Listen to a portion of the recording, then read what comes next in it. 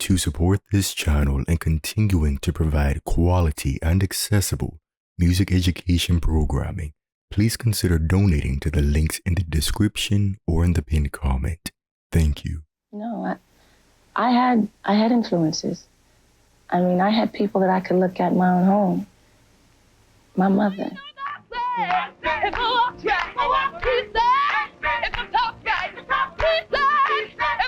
There are instances where some singers come out and they technically have it all together. But in most cases, great technique results from having great teachers. In the case of Whitney Houston, she had Emily Drinkard, or as we know her, Cissy Houston.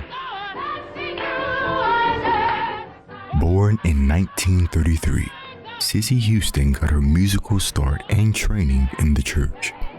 Presumably, she would have begun singing in the late 1930s to early 1940s. The time frame in which Cissy learns to sing is important.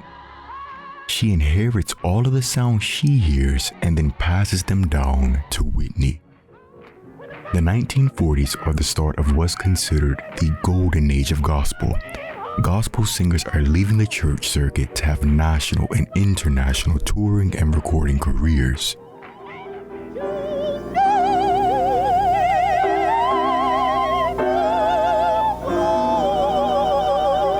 Many people don't talk about it, but at its root, there's a lot of overlap between traditional gospel and operatic singing techniques.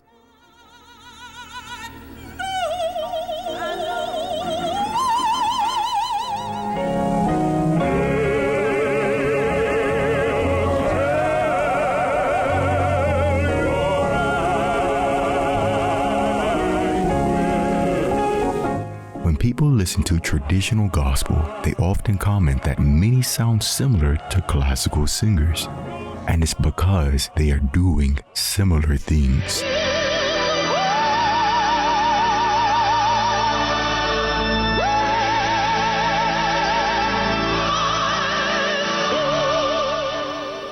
Oh, go away, Satan. How they position their lips,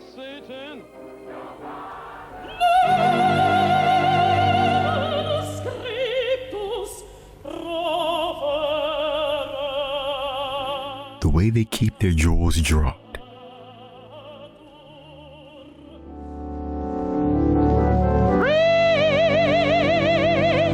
the way they stand, and most importantly, keeping the throat open throughout the entire range is why this gospel soprano high C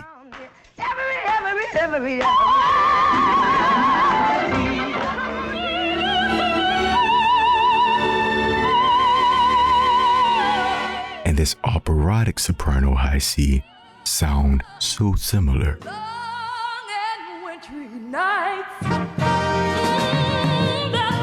All of these technical things we can see and hear with Cissy Houston. Cissy sings with her jaw dropped,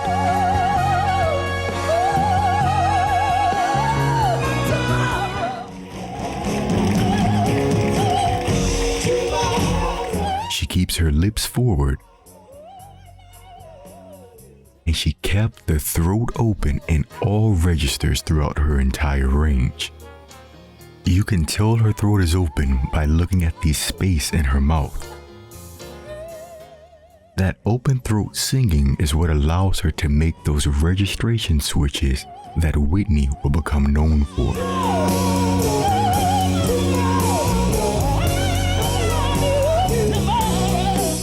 And because she sings so open and so relaxed, her tongue vibrates.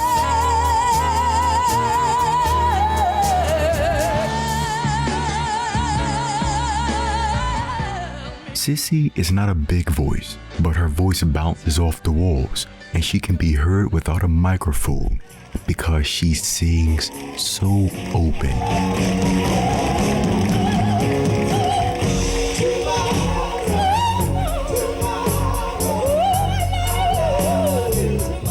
In her heyday, Cissy Houston earned a reputation as one of the industry's top vocal arrangers and producers. working with everyone from Aretha Franklin and Chaka Khan to Elvis Presley and the Rolling Stones. She would even try her hand at a solo career that wouldn't go anywhere. But interestingly enough, a common trait between Cissy Houston and the teachers of some of the most famous voices in classical music, such as Florence Page Kimball and Marinka Gurwitch, is that these women were excellent vocal technicians whose solo careers never took off. To be able to sing well and to teach someone to sing well are two completely different skill sets, and rarely does someone possess both.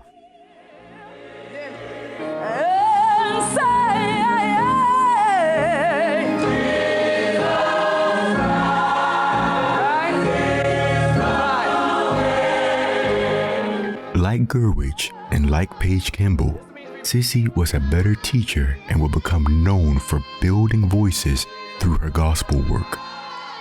Gurwitch would give us Martina Arroyo, Florence Page Kimball would give us Leontine Price, and Cissy Houston would give us... Here's Whitney Houston.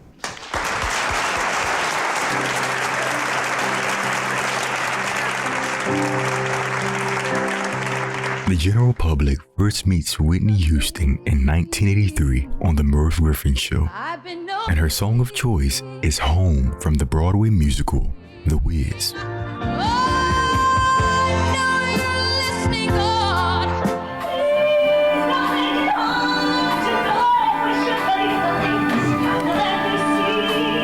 In the production, Home is sung by the lead, Dorothy. According to the show's musical score, Dorothy's part is explicitly written for an alto with a strong belt. This is important because, like many of her contemporaries, Whitney got her musical start and training by singing in church. Per her mother and her best friend Robin Crawford, Whitney's vocal part in the gospel choir was alto, and she would sing soprano as needed. In choral music, the structure is generally soprano, alto, tenor, bass. Alto represents the second highest voice in choral settings, and the music sings the middle or central harmony.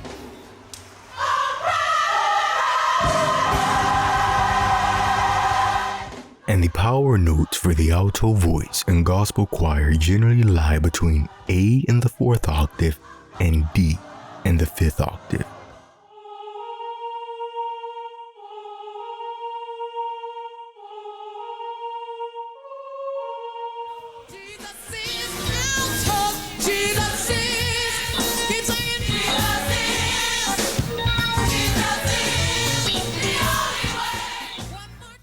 Home has an overall vocal range of G to G, with a central singing range of low G to C in the 5th octave.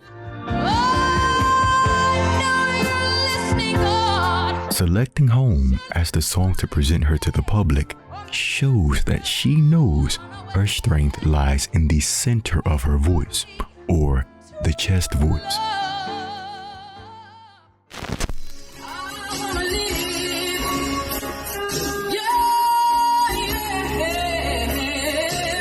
Even in her earliest teenage recordings, one thing is clear: Whitney has chest voice and a lot of it. And we hear this in her performance of Home. She is not afraid of the low G's in the verses.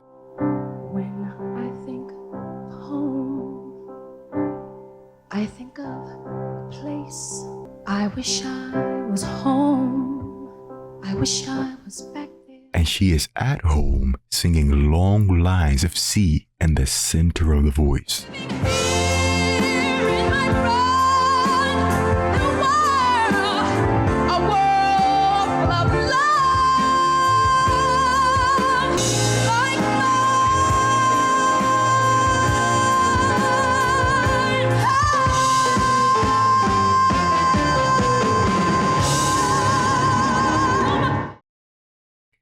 Like her mother, she sings with a flat tongue, which only means one thing.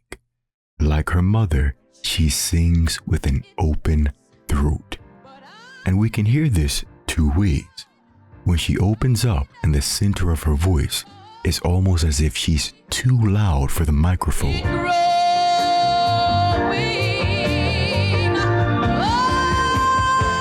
And we can also hear the voice lingering in the hall after she hits a note. It's real. It's a real to me. My next guest tonight is a talented singer who has recently been getting an awful lot of attention. This is her first album right here, and it's already doing very, very, very well, singing Saving All My Love for You. Please welcome Whitney Houston. In February of 1985, Houston released her debut album.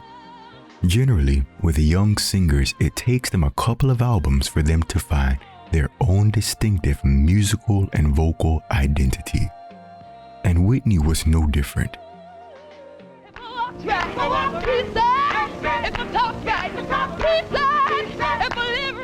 By 1985, Cissy Houston had released 9 albums. 9 albums that did not sell in any market. Had any of those albums taken off, had Cissy made it as a solo artist, listeners and critics alike could have pinpointed just how much Whitney sings like her mother. When I first saw you, Cissy taught Whitney technique and interpretation. I said, oh, Listening to Whitney in these early years, you can hear that Whitney does the same things as her mother, but in a lower voice. How do we know Whitney has a lower voice than her mother? We'll take our tired bodies home and look around and know it's me and you and me and you again. Well, during these early years, they sang together a lot. Watching any of their available performances, you'll see comments such as this, which mentions how much chest voice Whitney has compared to her mother. On the spectrum of voices, from highest to lowest, the lower a voice gets, the more chest voice it has. The more chest voice a voice has, the bigger it is. And the bigger it is, the easier it is to project. Another way to gauge the size of a voice is by how long the voice lingers in the hall after singing. The bigger the voice, the longer the sound will stay in the air. me and you against the world. In this performance of Me and You Against the World, when Cissy sings that God is on our side, you can hear some echo in the hall.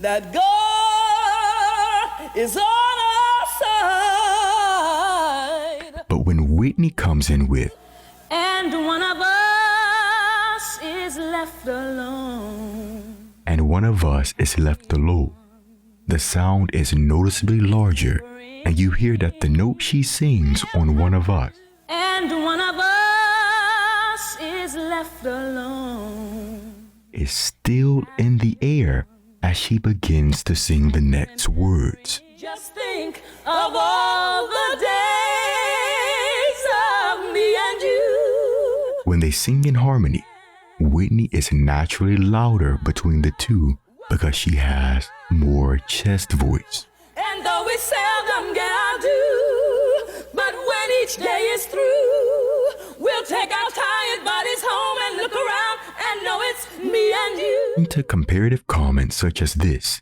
Cissy comes across as a lighter sound or more heady sound. It's because she has less chest voice because she has a higher voice. Whitney comes across as a heavier sound or chest dominant because she has a lower voice than her mother's.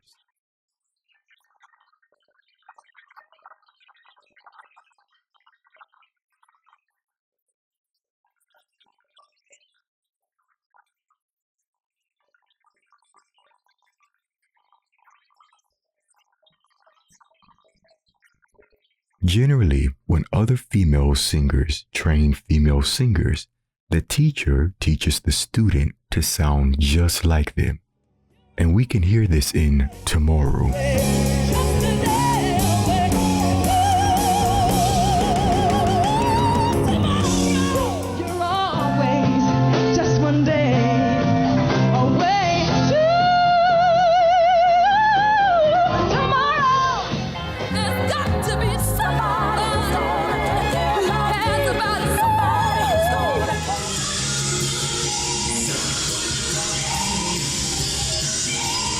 Whitney does a near carbon copy of her mother's run in this song.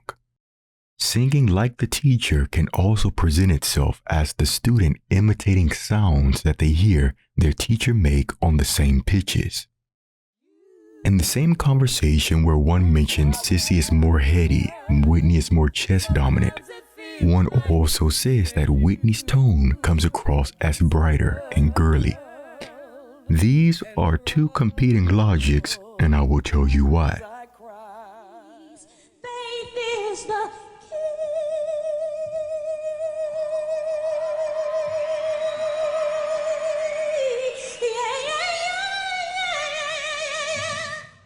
Bright and girly generally describe high, small, and very light voices. No one has ever described the Whitney Houston sound as small.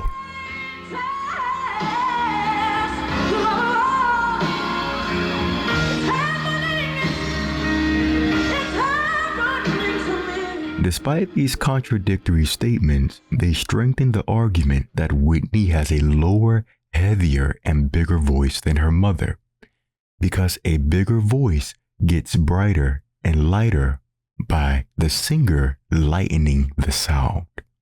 If you listen to Cissy singing verses of Alfie, I believe in love, dear Alfie. You've got your family, and they need you there. in comparison to Whitney singing the verses of Saving All My Love For You, you'll notice they are making similar sounds around the same pitches. Whitney does this by lightening her voice to match the lighter voice and sounds that her mother makes in this same region.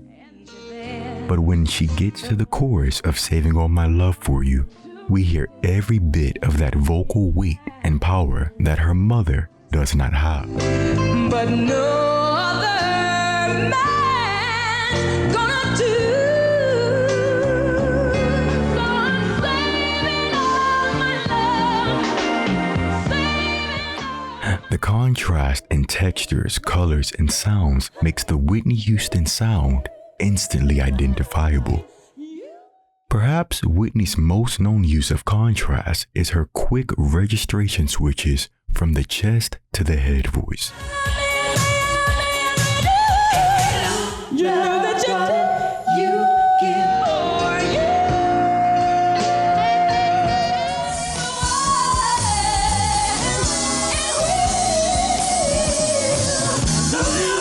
Two muscles control the voice. The TA muscle, which controls the chest voice and low notes, and the CT muscle, which controls high notes. Whitney is considered a power singer, and we compare how she uses her head voice to other power singers. It's no wonder why she stood out. Head voice generally lives on the ooh and e sound.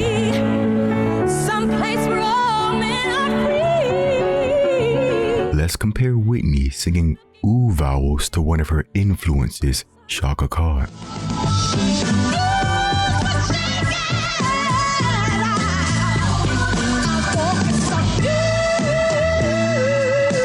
And also her contemporary, Jennifer Holliday.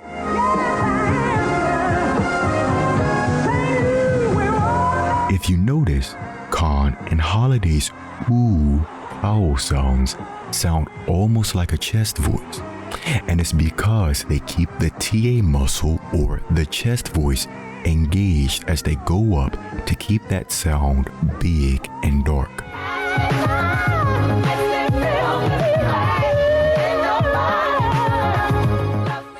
Whitney could do this, but she preferred to sing her head voice like this.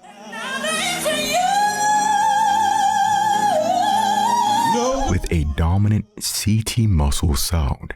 That's how we get the brightness in the sound and, most importantly, the contrast between the two registers.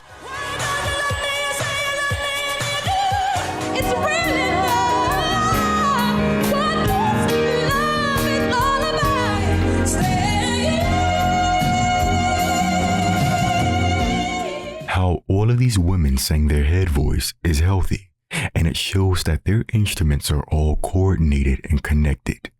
It is purely a matter of preference. However, little things like this are what separate Whitney from other power singers, past, present, and future. Houston's singing doesn't yet have a signature as distinctive as any of her role models. She lacks Aretha Franklin's jazzy sass, Gladys Knight's embracing warmth, Tina Turner's raw energy, Diana Ross's kittenish sleekness, Denise Williams' delicacy, and the endless dramatic reserves of Patti LaBelle and Jennifer Holliday. Rather, she is a composite of all of these singers, a refined belter who wields power by rationing out her enormous resources carefully.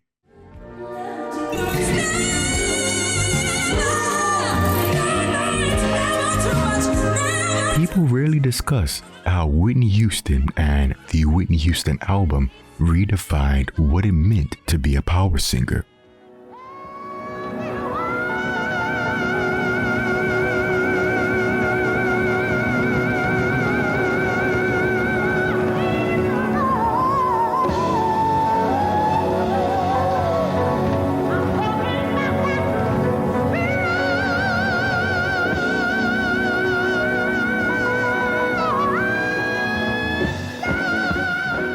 Before Whitney Houston, Aretha Franklin, Patti LaBelle, Chaka Khan, and Tina Turner set the standard of power singing.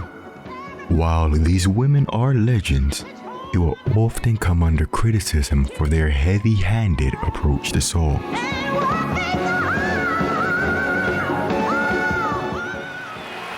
What's it all about?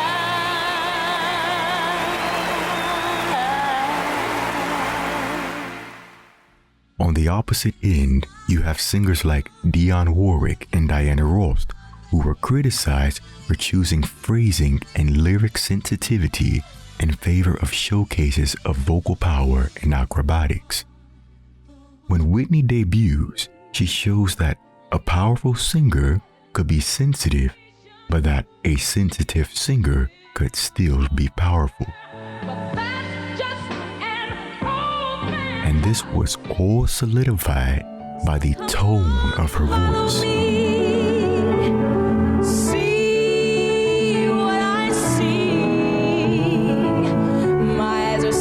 Much of the praise around Whitney's earliest recordings is about the purity and the clarity of her tone.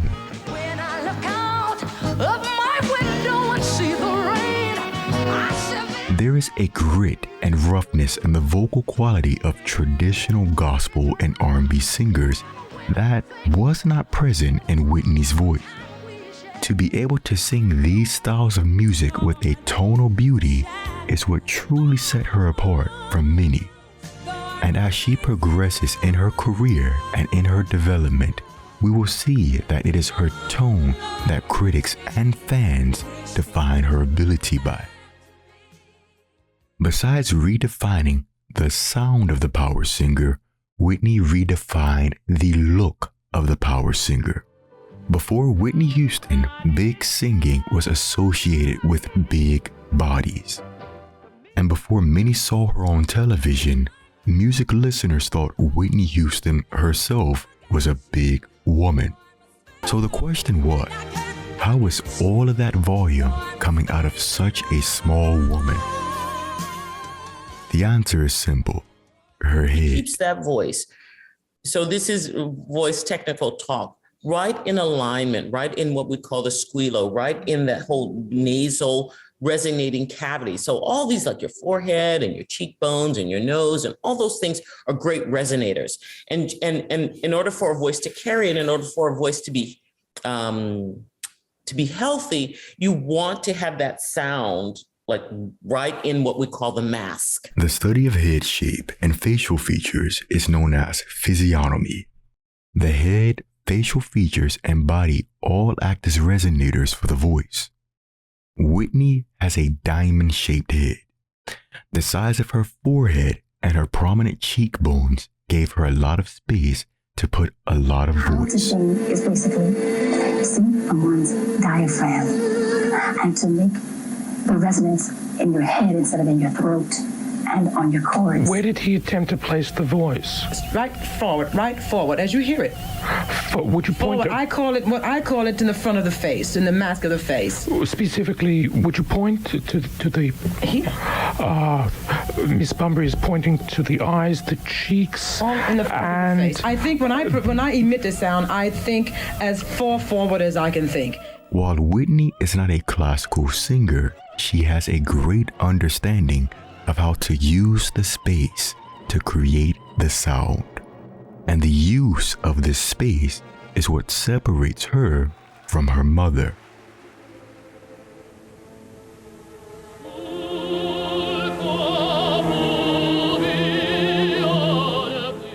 Pharyngeal singing is when a singer uses a slightly lower larynx and space from all three parts of the pharynx and the back of the throat and mouth to project the sound.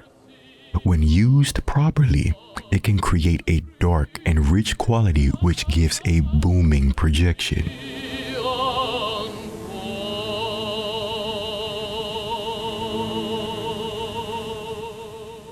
People often say that Cissy sounds closer to a classical singer than a gospel singer, and that is because she sings with a more pharyngeal focus. It must last till forevermore. Many people do not like pharyngeal singing in non-classical music, which could be one of the reasons why Cissy's voice rubs many people the wrong way.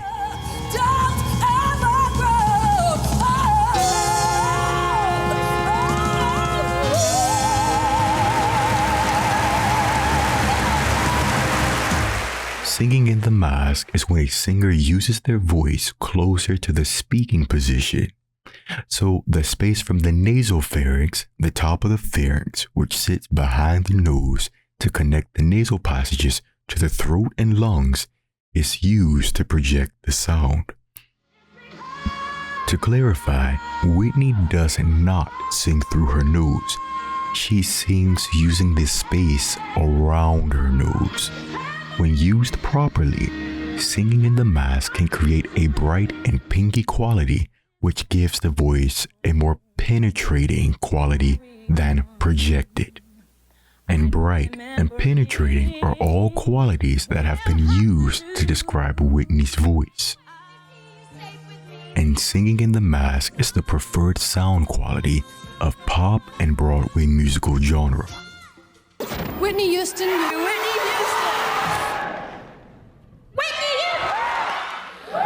Oh, gosh.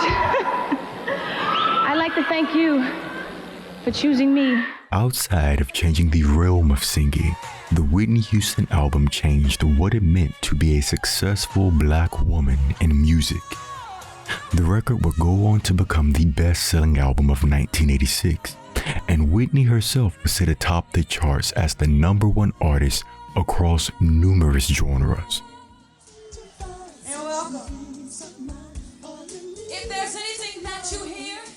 The album's success would lead Whitney to embark on her international touring career with the Greatest Love World Tour.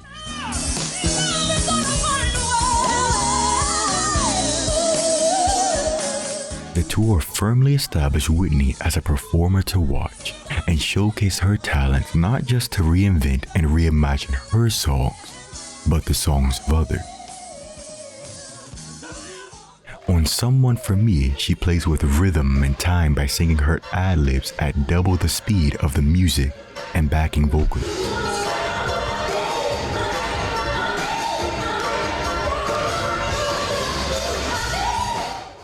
She plays with melody on You Give Good Love by transforming the tune into a reggae-flavored number.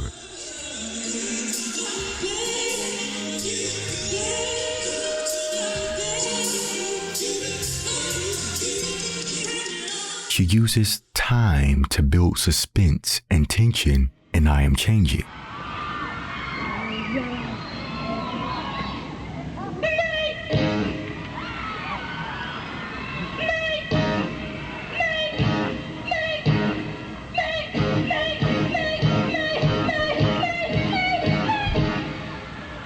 You can listen to any performance from this tour and see that we don't just have a vocalist on our hands, but an all-around musician. Because the voice is so young, she's about 10 years removed from her adult voice.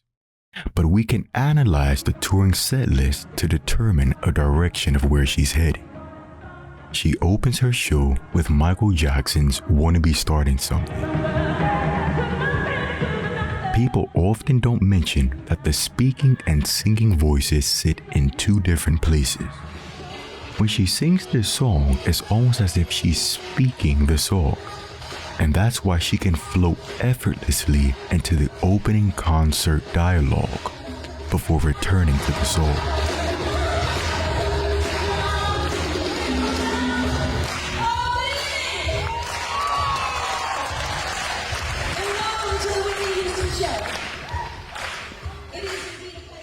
Wanna Be Starting Something has a little over an octave of range and sits right in the center of her voice. When warming up, you start in the center of your voice and you slowly increase the range on both ends. Eternal Love is another song that sits in the center of her voice, but now she's beginning to stretch out the voice by singing low G's and low A flats. It takes her closer to 20 minutes or 3 songs to finally be warm enough to start vocalizing above the staff, which she does on You Give Good Love. After the big vocal moment, she cools down with something lighter and less rangy, Hold Me, before going into another rangy song with How Will I Know, before she comes back down again with Take Good Care of My Heart and Nobody Loves Me Like You Do. She has 2 songs to essentially rest before going into another rangy number, Saving All My Love For You. There's an up and down trend going on here. When Whitney sings a song that takes her to the top of her range, she follows it with a song that keeps her in the center of her voice. That way, she can build the energy to go back up. After Saving All My Love, Whitney performs Someone For Me, which is very similar to Wanna Be Starting Something. The song sits right in the center of her voice and doesn't require her to do too much work. Keeping the center of the voice warm and flexible is critical in having the strength to do runs and reach the ends of one's range. Someone For Me is followed up with the show-stopping I Am Changing. Choosing I Am Changing as the centerpiece of her live stage show shows that she knows where her strength lies as a vocalist. Look at me. The song originates from the Broadway musical Dreamgirls and was custom fitted for the original Dreamgirl, Jennifer Holliday's voice.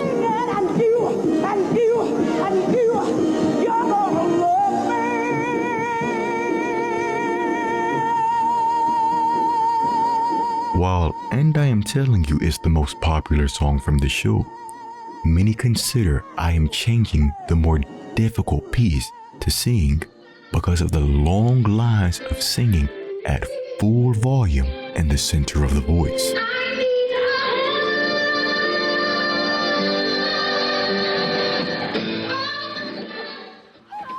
The written range for I Am Changing is middle C to high F, with a tessitura of middle C to C. This is a similar tessitura to Home, the last Broadway number we heard Whitney sing. Whitney sings both songs in their original written keys, so it's safe to say that Whitney feels her power note seems to be around C in the 5th octave. We previously highlighted that the set list was arranged in an up and down formation. Throughout the night, Whitney has been saving herself for this moment. She reworks I Am Changing into an all-out vocal display of power and range. She goes to the top of her belting range, to the top of her head voice. She plays with dynamics. She plays with rhythm and timing.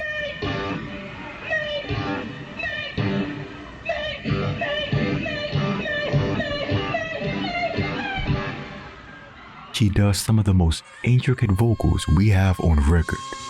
But what makes this more impressive is that she's doing all of this on someone else's song. You can likely find everything you need to know about what Whitney was capable of as a vocalist in her rendition of I Am Changing. After the workout of I Am Changing, Whitney cools down by singing and staying in the center of her voice for the rest of the evening. Her range for the night covers low G to high D flat. The tessitura, or where she does the most of her singing, is low G to high F. And her power note seems to be around C or D in the 5th octave in the center of the voice.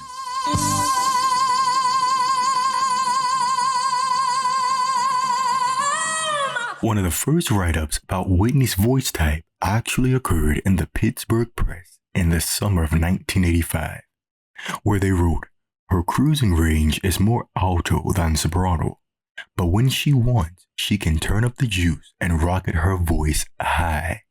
Based on her position in choir, the music of others she chooses to sing, how she structures her own set list, it can be concluded that at this point in development, we can see that it's a voice that has range, but it is most comfortable and sounds its best in the middle registers." When it comes to Whitney's voice type, one thing is for sure, this is not a contralto voice. While she has low notes, it's not an area that she stays in a lot.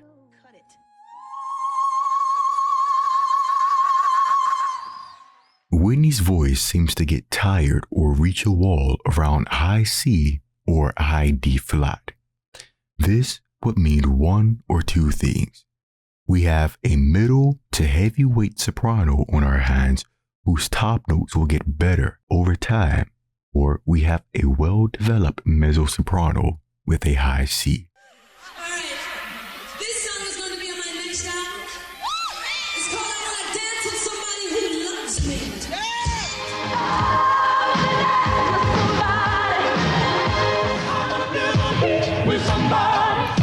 The Whitney album continued Houston's meteoric and historic rise to the top.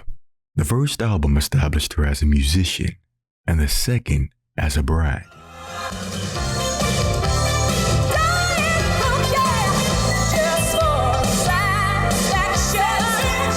She is on the cover of every magazine, billboard, and TV screen in America and across the world.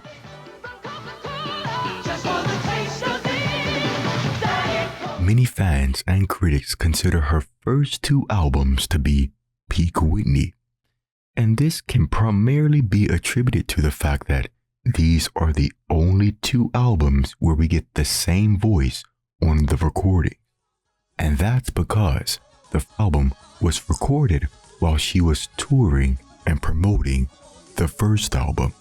Talk about the transitions in women between 18 and 21, 24, 26, or 27 and 28 is a big year because then you go through your next transition between that up until 32.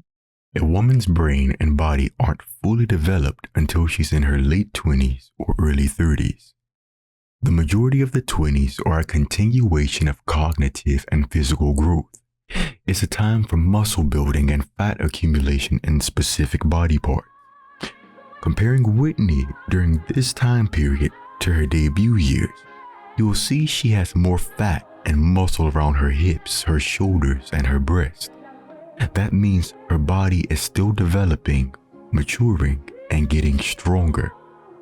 A stronger body means stronger, more mature sounds, or as music critics called it, a firmer sound.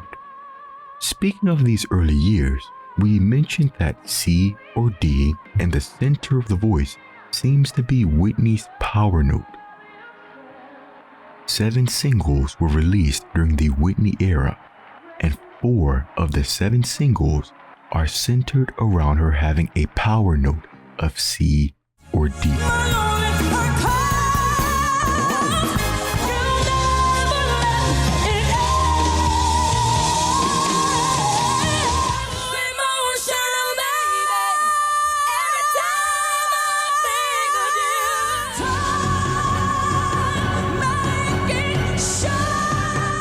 The similarities in her voice and music are even more apparent when she takes the new album on tour.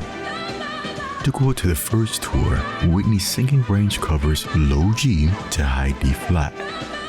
On this tour, Whitney's voice is noticeably bigger, but it is still centered in the same place as the debut years, as seen by the Tessitura, or the primary singing range staying between low G and high F.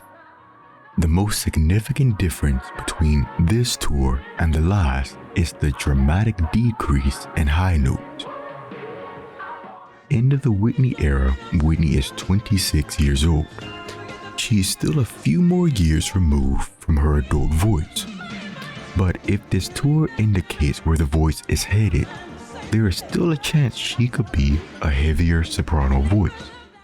Sopranos such as her cousin Leontine Price, Renee Fleming, and Shirley Verrett have all talked about how the consistency of the top of the voice between high A and D flat was one of the last things to come in. When you have a big, heavy voice that will only get bigger and heavier, it will get harder to take all of that weight to the top of the range.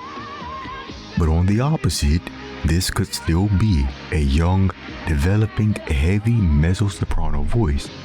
And while a mezzo-soprano voice will have the same top note as a soprano, it will not have as many of them to use throughout an entire night of singing. The decrease in high notes could also be due to the tour itself. The number of dates she's performing on this tour has tripled compared to the first tour. Her workload has increased significantly. She's doing more shows, and the show length is also longer. Even if she isn't doing as many high notes, she's showing she can still impress the audience in other ways, such as with her great breath control.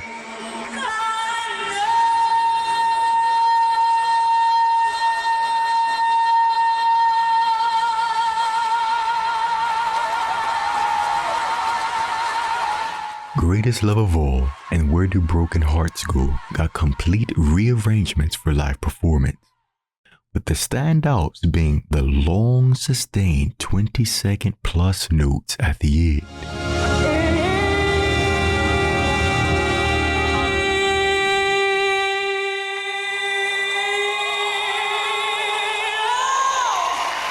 The breath is the basis of all singing and sounds.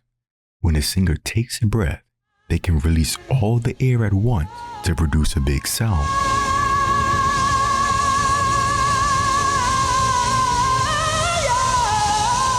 Or control the air by releasing it slowly to sing long phrases.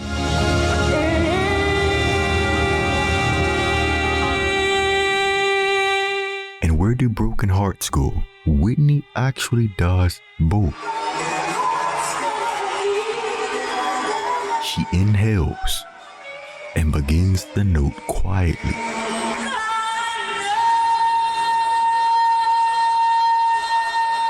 The longer she holds it, the more air she releases and the more volume she generates.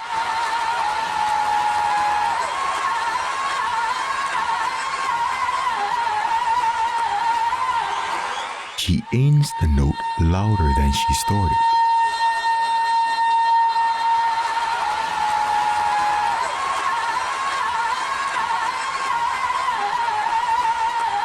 Controlling the volume with the breath on the same pitch shows excellent technical skill.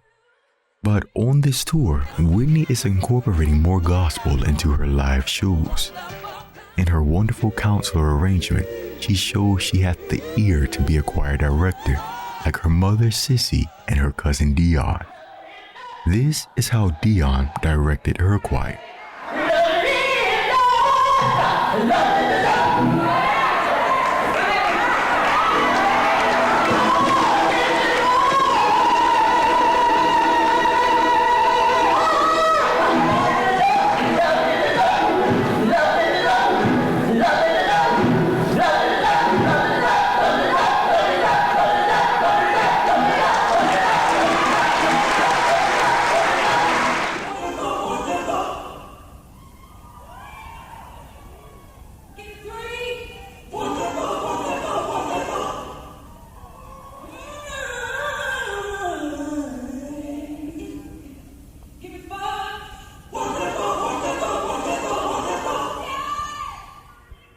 And during this call and response moment, Whitney did the same thing.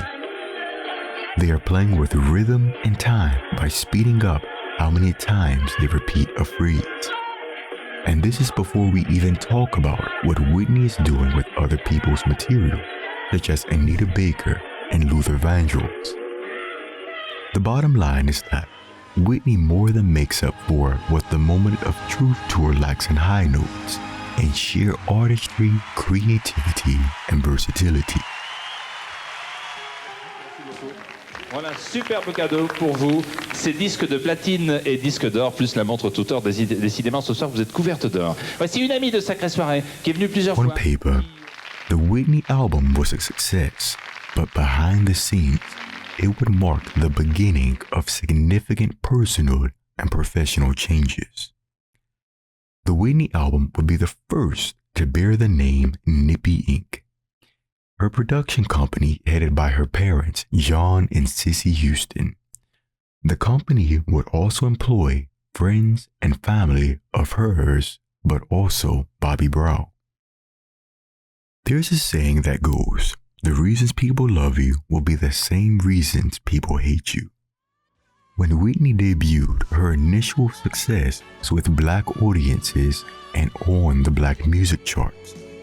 It took a while for that first album to cross over and become a hit with white audiences and in pop music markets.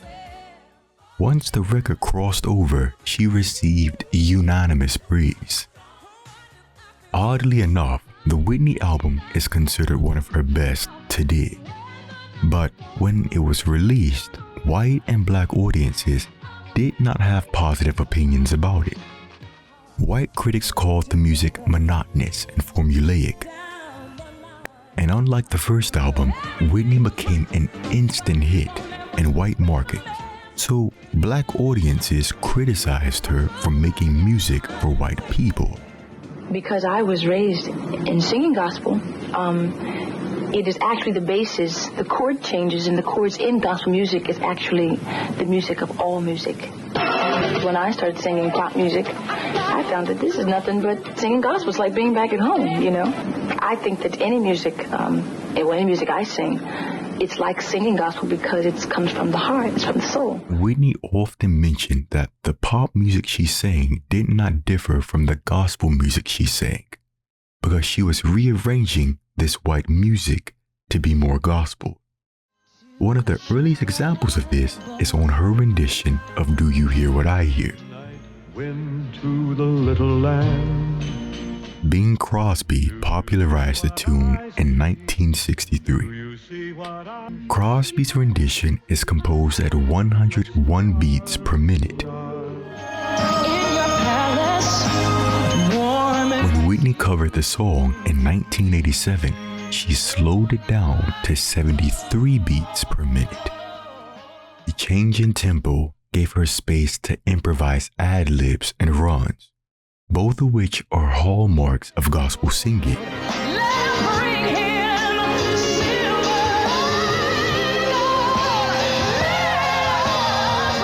The way the backgrounds join in a call and response fashion at the end of a verse is straight from the church.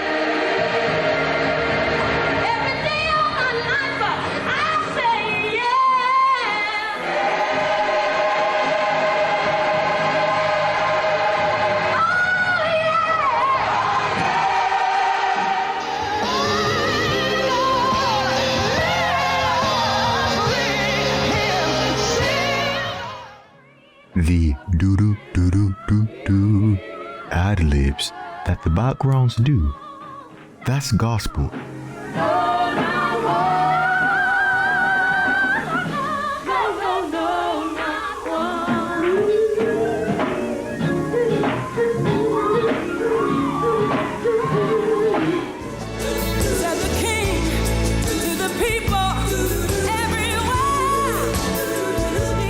And it doesn't get any more gospel than the girls wobbling that vibrato in the background.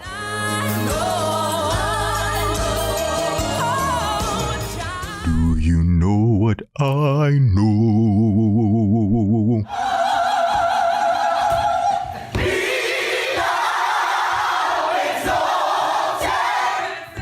That heavy, wide vibrato is black gospel music personified.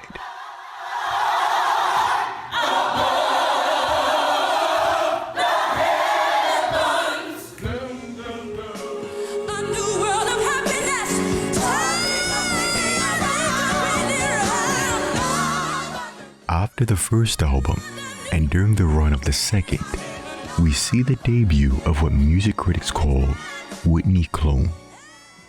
These were women who were expected to perform commercially just as well as Whitney because they were just as talented. But they were not just as supported by their labels as Whitney was by hers. There we go, Whitney Houston, Whitney Houston, Whitney Houston. There we go, Mickey Howard, Mickey Howard, Mickey Howard. They wanted a Whitney Houston, but they didn't want to spend the money to make a Whitney Houston. So their talents were often limited to small venues and the R&B charts. And due to their limited success, they inadvertently developed bad feelings towards Whitney Houston herself. And that is where the saying, Whitney messed it up for me, comes from. The nominees for Best Music Video are Whitney Houston, I Wanna Dance with Somebody. All of these things will culminate in her getting booed at the Soul Train Music Awards, the premier black award show. So, what was Whitney's response to this?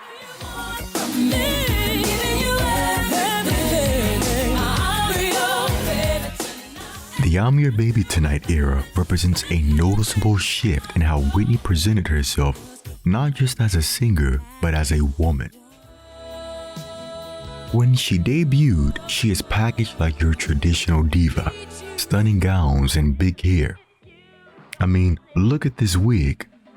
This is a 25-year-old woman dressed like she's 40. But when you really look at the early years, you'll notice she spoke differently. No, I didn't. I wanted to be a teacher, or veterinarian.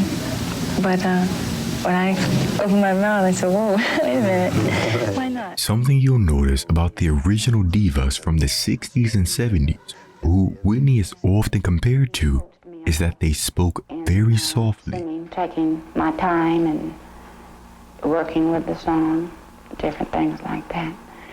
And after traveling with him, I gained a lot of experience. Gospel taught me to know what I was singing about and to be able to feel everything that you're singing. And my mother always told me, You can't sing anything that you don't feel.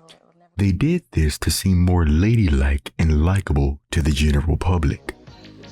All of these things change after the release of I'm Your Baby Tonight. Instead of gowns, she starts wearing bodysuits and overalls, all things directly associated with black culture and fashion at the time. Last week we had Mariah Carey here in the studio. You did? How was she doing? Her speech is also different. She isn't speaking as softly anymore. Church helps a lot, you know, in knowing what you can do and what you can't do. And Cookie. Sometimes. Always? Not always, no. Sometimes. That means sometimes. But more directly, and it's more direct in telling you how she feels. What I'm curious about, what do you think of her? What do I think of her? Yes? I don't think of her. We're back with Video Soul. I'm Donnie Simpson, and we got another hour to go with the one and only Whitney Houston. Ooh. And I'm delighted to have Compared to the earlier albums, Whitney is appearing on platforms that are explicitly catered to black audiences, such as BET and Arsenio.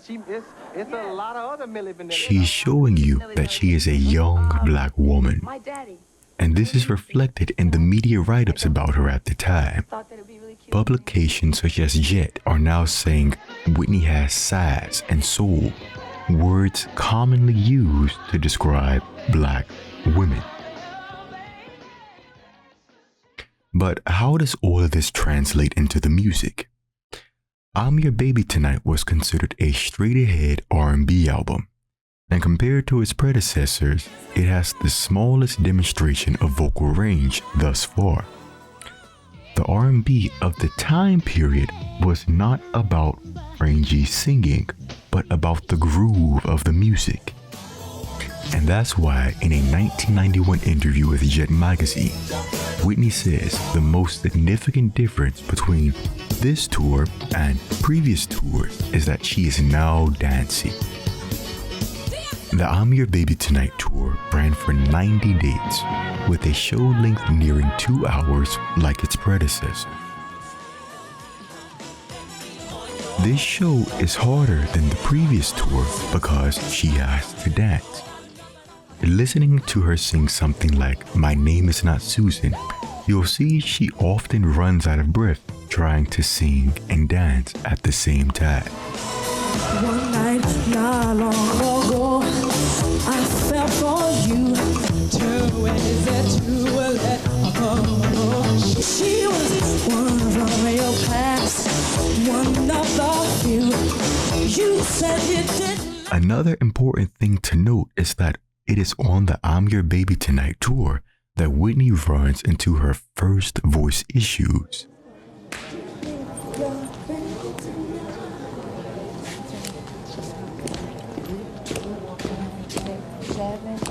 During rehearsals for the tour, Whitney is diagnosed with a torn vocal cord and is told not to sing. She cancels a string of shows, but ultimately she finishes the tour. Many of the available tour dates online, such as London and Spain, are sung with a torn vocal cord.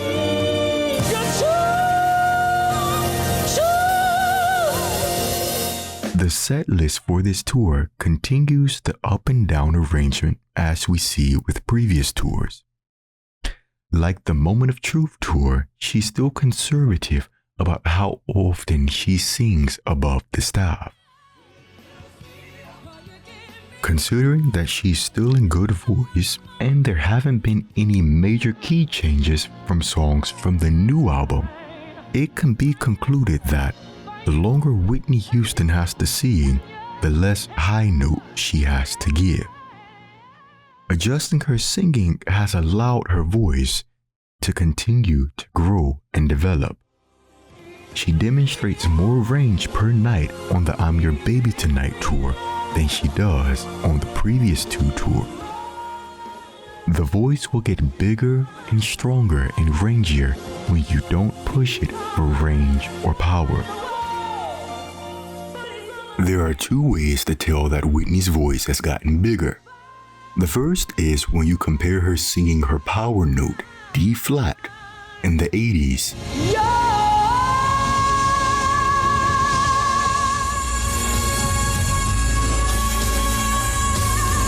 to the 90s.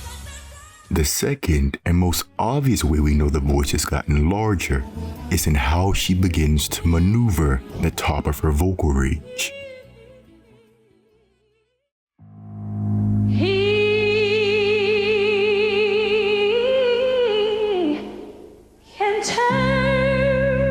Until this tour, Whitney sang a song called He I Believe.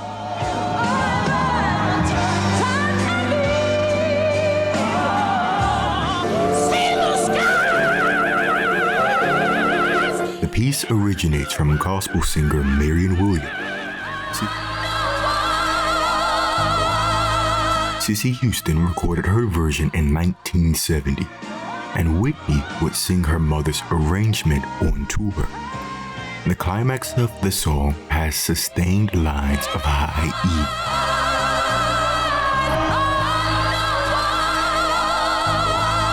E. On the first tour, Whitney would sing them.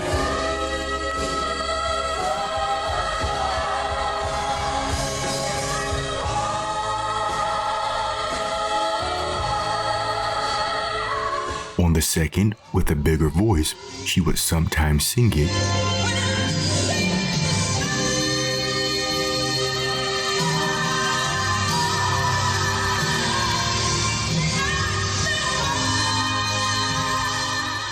Or replace it with ad-libs.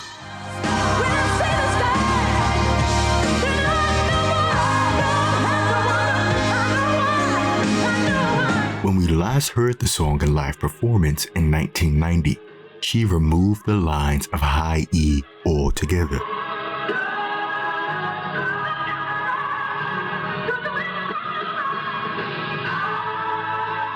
In singing, there's a term called Passaggio. It is an Italian word that means passage. So it is a passage from one register to the next. So there are a couple passagios. There's where you switch from your chest voice, you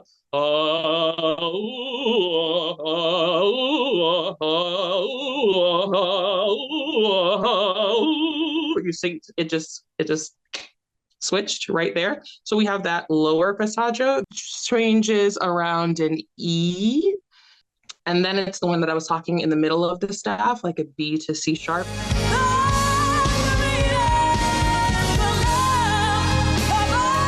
Whitney's favorite note seems to be around C to D in the 5th octave. So it's safe to say she feels a transition down there. Where do you find that the average mezzo tends to feel the passaggi?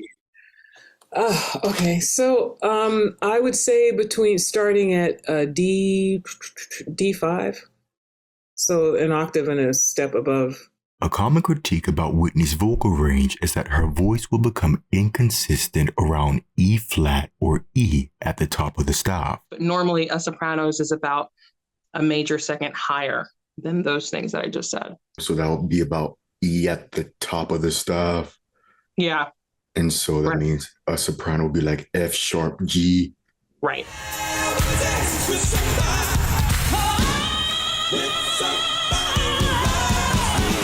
Around E, a mezzo soprano is becoming aware that she is singing high. Outside of He I Believe, Whitney has another song with written lines of high E, Hold Up the Light.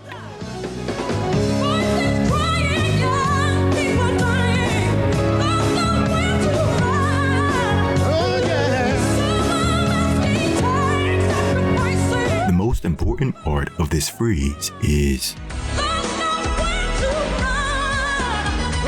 and you'll notice two things when she sings this. The E's are 5.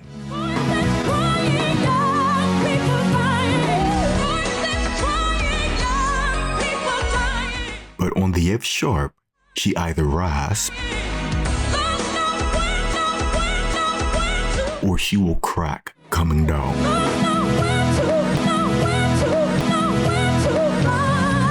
Both of these are signs of the top of the voice being pushed too far.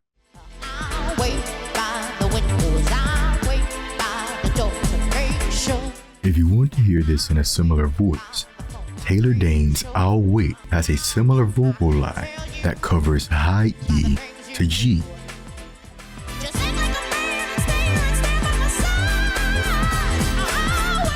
live performance, the E's are 5. But when she goes up for that G, similar to Whitney, she cracks coming down.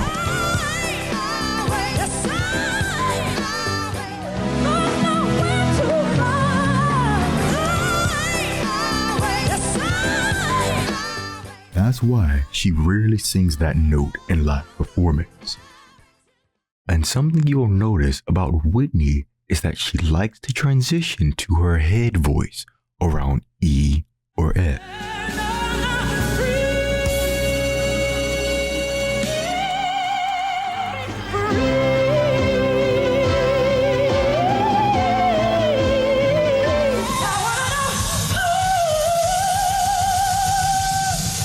We've established that Whitney has a big voice, which has grown and will continue to grow.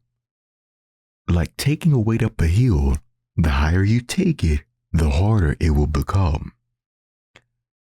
During the I'm Your Baby Tonight years, you'll notice that while Whitney can still belt E's, F's, and G's in full voice,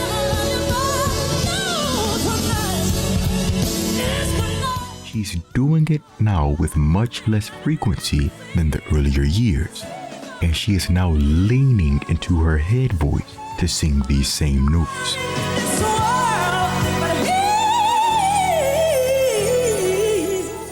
Fans and critics alike have likened the quality of Whitney's head voice to that of an opera singer. Outside of Whitney, jazz singer Sarah Vaughan is one of the few contemporary singers who this has also been said about.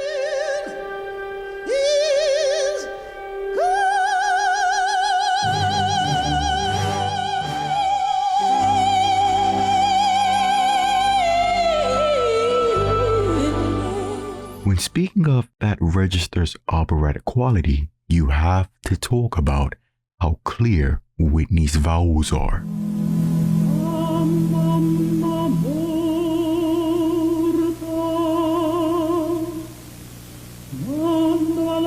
Vowels are important to the voice. Good, clear vowels are essential to a voice's clarity. Vowels with open space in the throat are how the voice projects.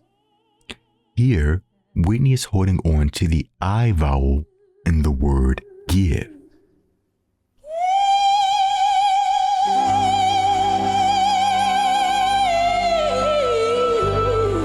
And here she is holding on to a clear O vowel sound in the word joy.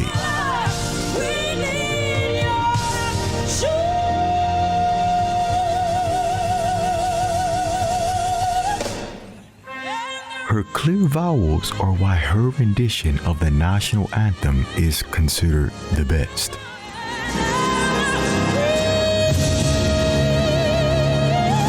The clear E vowel sound on the word free is the most remembered and most replayed part in her rendition.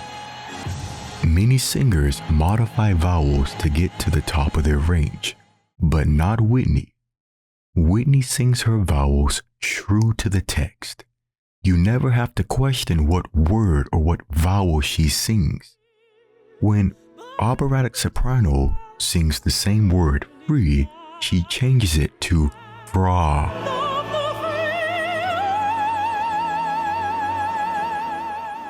But Whitney sings free.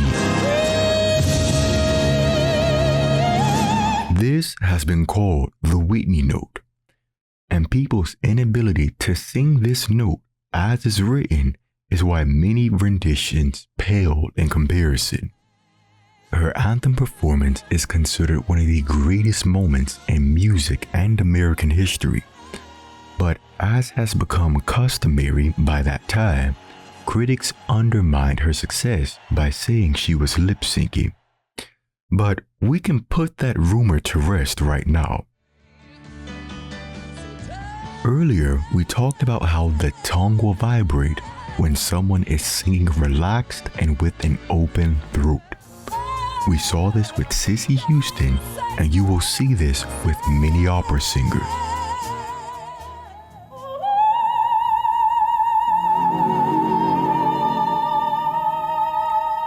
If you watch Whitney's tongue on the word rocket, the tongue is vibrating.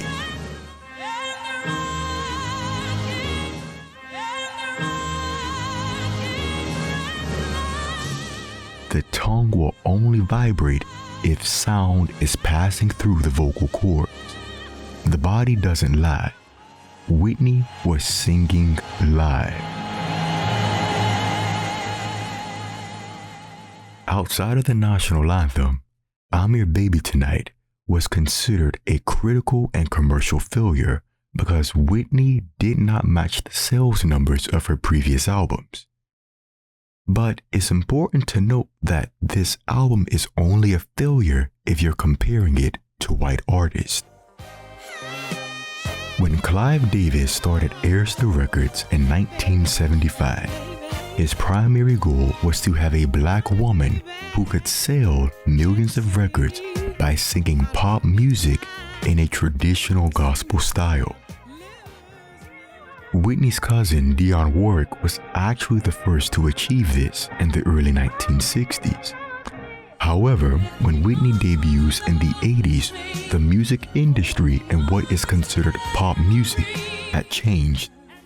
By industry standards, pop music has always been defined as white, and R&B has been described as black. At this point in Whitney's career, the R&B charts were still being called the black music charts. I'm Your Baby Tonight was intentionally marketed towards black audiences. In America, there will always be fewer black people than white people, which means the ceiling for commercial success is lower. For context, Luther Vandross always stayed within 2 times platinum. The biggest R&B albums of the early 90s, Mary J. Blige's What's the 411, SWV's It's About Time, all went 3 times platinum. I'm Your Baby Tonight went 4 times platinum. That is a massive success for an R&B album. But why settle for 4 times platinum when you can go 8? Why just be a singer when you can be a movie star? The good thing about being down is there's nowhere else to go but up.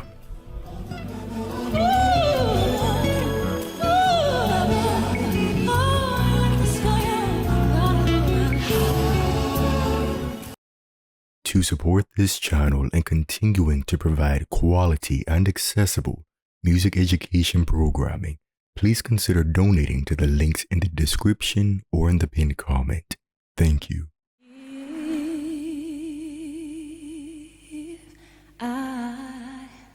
Every artist has one record that changes their life and career forever. Janet Jackson had Rhythm Nation, Prince, Purple Rain, Michael Jackson, Thriller, and Whitney, The Bodyguard.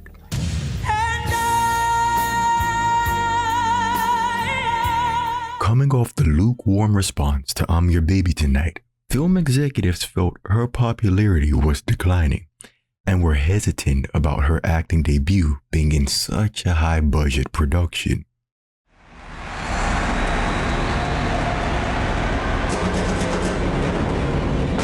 Ironically, Whitney would be the reason the film became a success.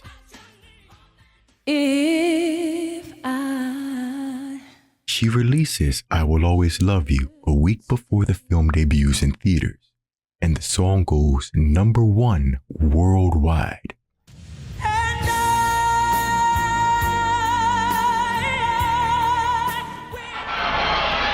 I Will Always Love You, Whitney Houston. Jesus loves me. And the winner is. And I Will Always Love You, Whitney Houston. I accept this award and I dedicate it to all of you.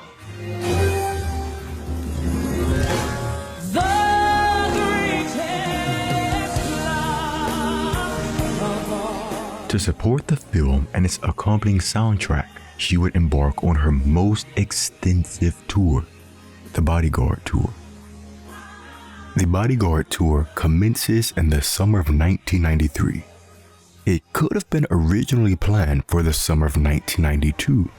However, around April of 1992, Whitney Houston had a miscarriage, as reported by Jet magazine.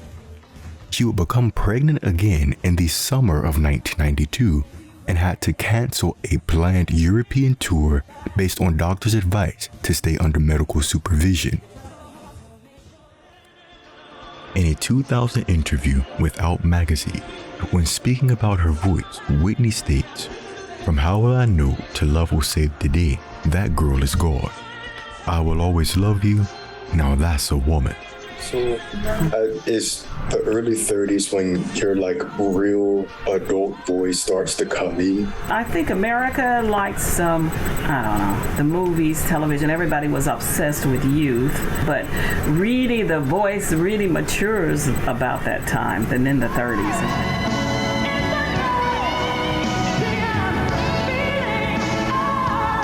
It's interesting to hear Whitney say this.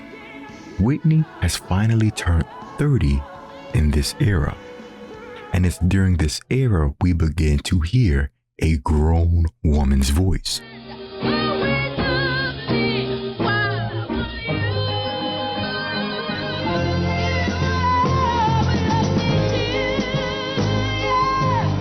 Looking at other women in her family, such as her mother, Dionne Warwick, and Leontine Price, their authentic voices did not come in until their early 30s. Looking at photos from this era, you'll notice she has grown into a woman's body. She's thicker compared to years past, and because she's stronger now than she's ever been before, her body can finally support the kind of singing her voice is meant to do.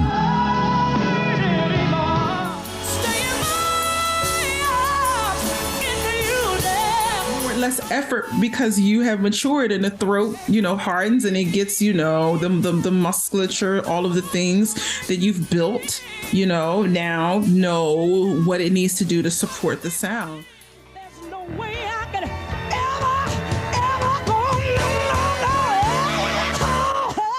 To understand the kind of sound that Whitney is trying to support, you have to look at her contemporaries, Jennifer Holliday and Taylor Dayne, both of which would sing overlapping material. I am definitely classically trained, operatically and classically. I studied composition, I studied theory and music, and I would say I was probably about 17, 18, but I had been doing choir and so many things prior to that, obviously, and bands and everything. I was probably at 18 and my voice had fallen where it was, so then I really knew. Even when I was in choir, I sometimes switched from alto, which is mezzo soprano, to tenors. They have me sing with the tenors sometimes. And not that I have a low voice, but I have a 3-octave. I mean, I'm very capable of I have that range.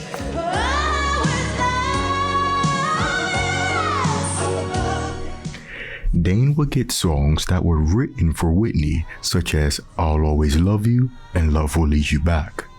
So there must be some overlap in how their voices function if they are getting offered the same music. Because when songwriters and composers write a song, they generally have an idea of the type of voice they want to sing it. Tina Turner or a Taylor Dayne or a Pink, we're far more in mezzo soprano. When the sun's in the sky, they're just not letting it light in. Singers often have a general idea of what kinds of voices resemble theirs. Taylor identifies as a Tina Turner. So, from Whitney's point of view, there must be some overlapping in vocal function and sound quality between her and Jennifer Holliday.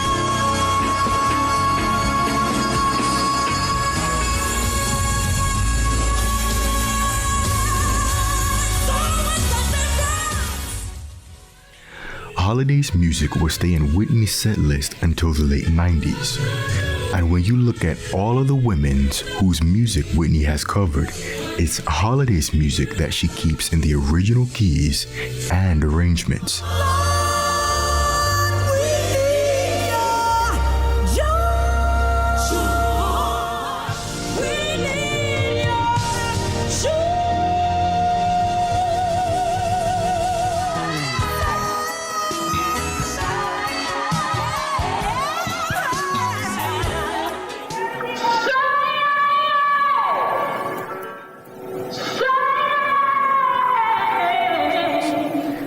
where does Holiday's music sit? Between G and F. While Jennifer is known for producing a lot of volume, like Whitney, she knew how to lighten the voice to produce brighter and more girly sounds. Good morning, honey. Thought we said goodbye last night. I tossed and turned until it seemed you had gone. And I missed a million things. My eyes began to swim. To reiterate, the TA muscles control the voice's power, chest voice, and low notes, while the CT muscles control the voice's high notes. Like any part of your body, if you focus on one area more, nature and biology will develop the others. While Holiday's music sits in the same area and covers the same range as Whitney's, Holiday uses a lot more of her voice's bottom or TA muscle in the sound. Love, you are the only.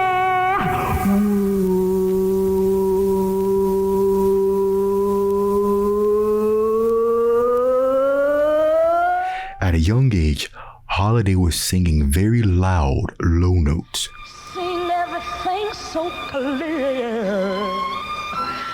While Whitney focused on the CT muscles, which is why her low notes sometimes had a very head voice quality to them.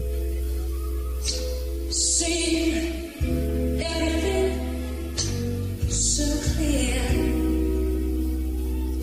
With time, and as Whitney got stronger physically, those TA muscles got stronger.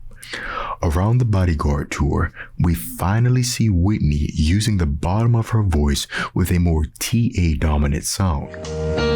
You've got your family, and they need you there. You've got your family, and they need you there. And you guessed it, she's producing similar sounds to Jennifer Holiday in that range. He watches me.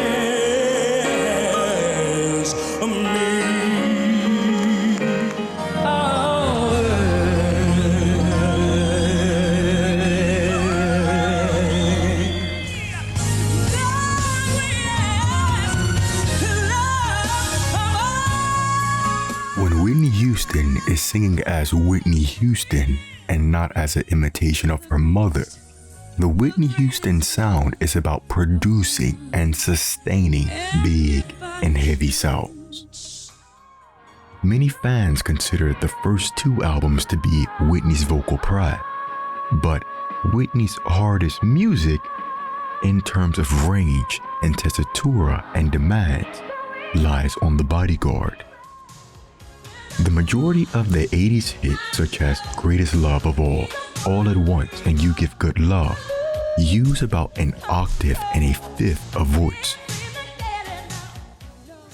The Bodyguard material requires a solid 2 octaves of singing. She's going from the bottom to the top of her range in this music. She's doing more athletic singing during this time period than she has ever done in her youth. And speaking of youth, Whitney is now a mother to a beautiful baby girl named Bobby Christina. Fans have commented that the voice on the Bodyguard sounds deeper than previous years, and they attribute that to the pregnancy. Pregnancy can cause some women to experience a deepening in their voice. It is a fact. However, Whitney's speaking voice post-baby is still the same pitch as it was pre-pregnancy. First, I was singing with my mother, and I was in her act, in her club act, and then I started doing some recording here and there, and she took me in the studio and we did background sessions together. I didn't know quite what I wanted to do with it. I didn't know I wanted to sing all over the world and sing on stages everywhere across the world. That tellest good tidings to Zion. How would you say that pregnancy impacted your voice? Well, I actually had 3 pregnancies. I felt that I gained, with my son, my firstborn, I gained a whole nother depth of sound. In talking with dramatic mezzo-soprano Tashina Vaughn, she mentioned that pregnancy provided an extra depth to her sound, allowing her to make more powerful sound. So how does this translate to singing?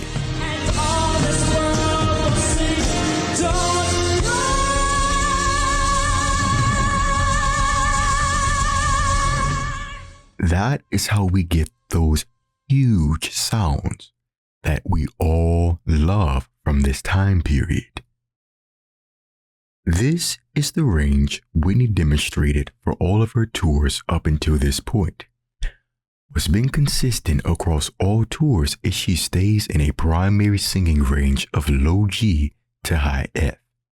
And Whitney needs generally about 20 minutes to warm up before she starts singing above the style. The first tour is an outlier for 2 reasons. It is the shortest tour in terms of dates and also the shortest in terms of running time. The central singing range is the same when you compare the massive tours, but she's demonstrating a larger vocal range on the I'm Your Baby Tonight tour and the Bodyguard tour. If the voice was getting bigger and rangier, then that means her voice was still getting better. But the easiest way to debunk the her voice dropped myth is to simply compare the keys.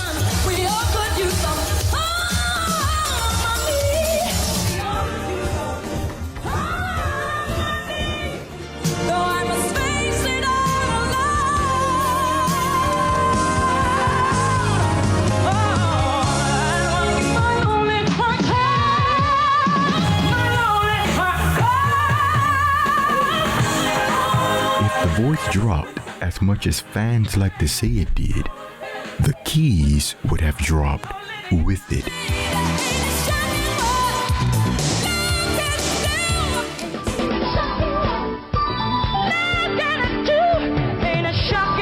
On the Bodyguard tour, Whitney still sings the 80s music, or what people consider her peak music, in the same keys, hitting the same notes. What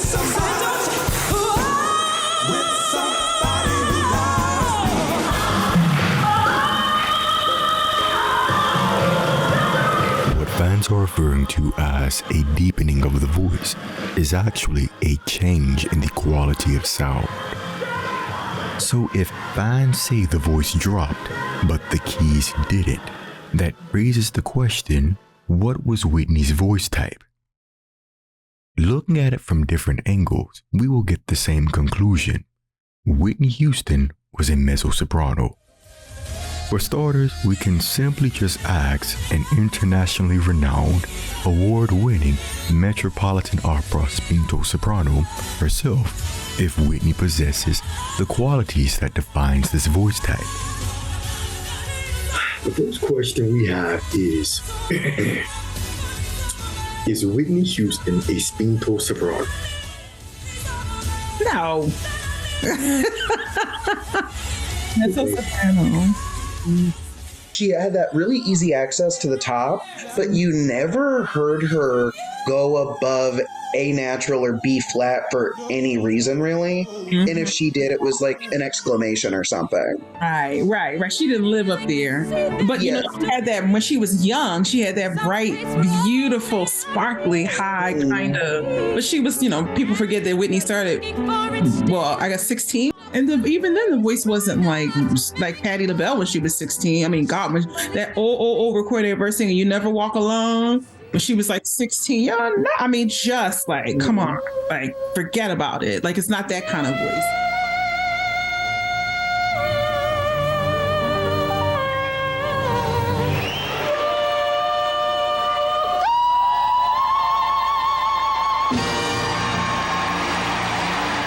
Of like where she's at home, where would you say like that general range would be? Who? What? For the mezzo, like where would her general home range be? Well, it depends on what kind of music she sings. Like mezzo sopranos, it's about the same range as the dramatic soprano. Regarding range, a mezzo-soprano and a heavy dramatic soprano will oftentimes have the same vocal range. The difference is where the voice is most comfortable within that range. In terms of range, generally what they say for mezzos from G below middle C, so that's C, G3, up to comfortably 2 octaves or 2 octaves and a fifth, depending on who you are. The range is going to go anywhere from like an A below middle C to an A above the staff. That's just our like comfortable bass. A mezzo-soprano voice will generally sit between G to G or A to A. We've established that Whitney's music sits between G and F. Funny enough, during this era, Whitney would make headlines for singing opera alongside Luciano Pavarotti.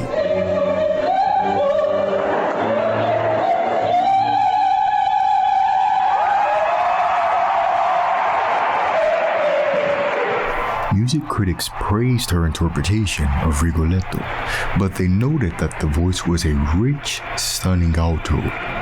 So, for those who have heard her at her best in contemporary and semi-classical music, the voice never came across as high. But looking at her history, her mother, who has a high voice and built not just Whitney's voice, but others for a living, did not place her with the high voices in the choir. She placed her in the middle.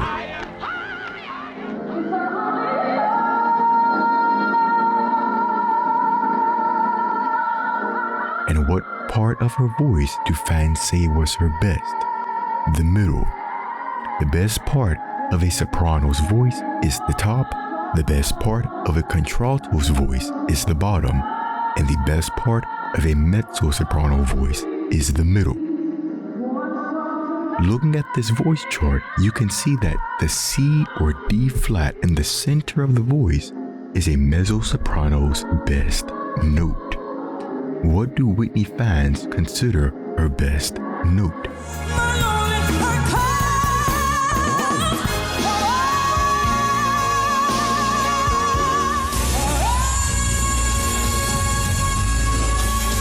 The C and D flat, which all of her music is composed around. Where do you find that the average mezzo tends to feel the Passaggi?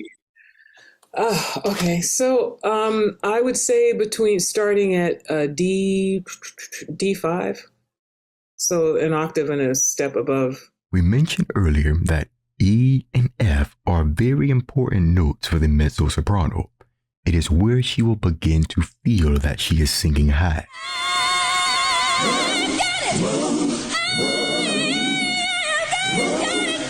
I'm Every Woman requires her to sustain lines of high E, F, and G.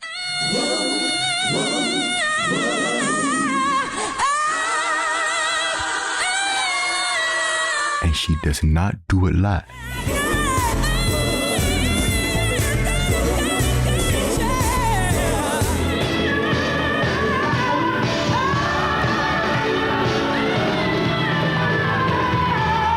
Moreover, in the original key and arrangement of I Have Nothing, you'll notice she cracks on the high F sharps in the studio. And if we remember in Hold Up the Light, it was the high F sharp that she would crack on.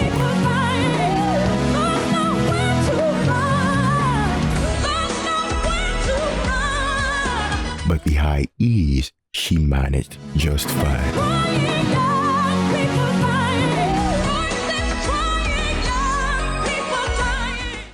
But in live performance, she lowers the song by a tone, so she has to sing an E.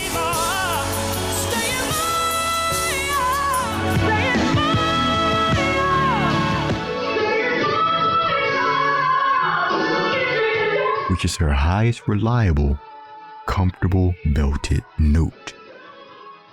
If having to consistently sing high E's, F's, and G's pushes her to her limits, that's a major indicator that this is not a high voice, as a soprano voice is most at home singing E's, F's, G's, and A's at the top of the style.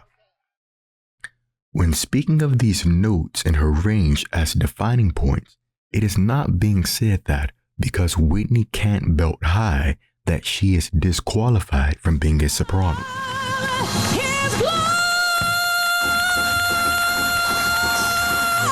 One of gospel's most renowned sopranos, Dr. Betty Ransom Nelson, sings in a similar gospel style to Cissy Houston and Marianne Williams. Her belting range stops around F sharp, but there is an extinction in the head voice between high G and D where she does a lot of singing.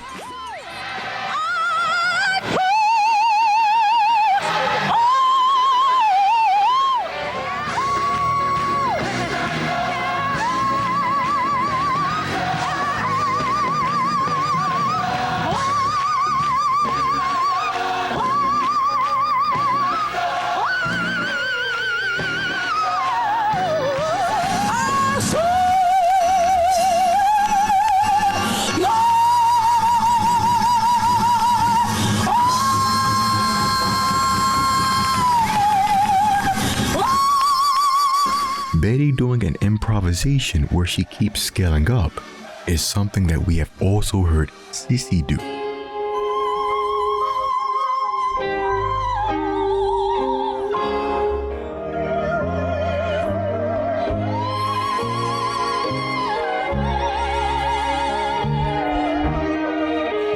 You heard me that note, like my mama?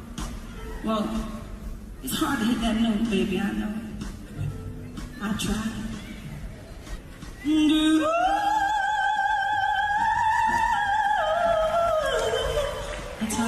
And when we've heard Whitney attempt this kind of singing, she says it's hard. And even in her youngest and freshest voice, she still has to lower her mother's keys, as we hear with Tomorrow.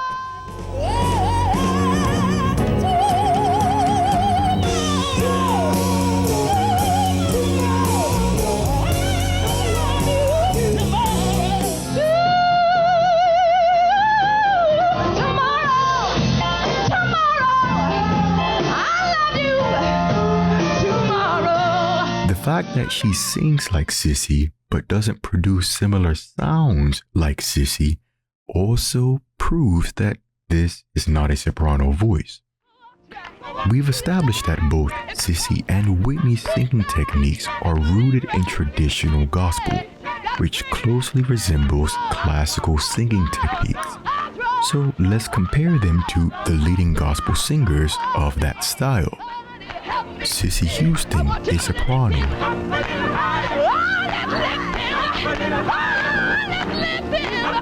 Sounds almost like Marianne Williams, a soprano. Because I'm trying.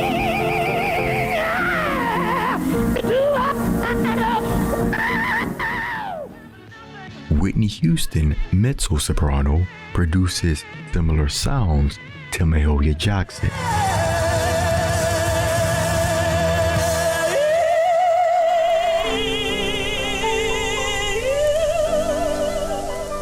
Jackson, like Whitney, was known for the sheer size of her chest voice, and Jackson, like Whitney, arranged for her music to have a big C or D flat in the center of the voice ending. Shout, shout, shout, be locked up, I'm coming up now. The same note that Whitney fans say was her best. But note and vocal range aside, the actual proof that Whitney Houston was not a soprano voice is simply in the fact that the voice has held up for this long. The most common way people lose their voices is by singing too high. But you can run into serious voice issues by singing lower than where your voice naturally sits. One of the most famous operatic roles is Carmen, written for the mezzo-soprano voice. One of the most famous Carmens of her generation is Grace Bumbry, who began her career as a mezzo-soprano. Carmen demands a lot of different colors in the middle and low registers for an extended period of time. And very few people, especially sopranos, can do that effectively. When they go down there, they just have to chest the whole time because their voice was not made for it. So they just have to do whatever they can to be heard over the orchestra. So they're on survival mode. After a few short years, she began having voice problems due to having to project the middle voice loudly over heavy orchestra. It was determined that the voice issue stemmed from her singing too low. Very similarly to a mezzo that's singing too high for comfort. She's just on survival mode, really just trying to make it through the night. You're not getting a lot of dynamics. You're not getting a lot of colors. And so this is why, everybody should stay in your lane unless you can do it. Soon after, Bumbry would transition into soprano repertoire, where she would stay for over 20 years.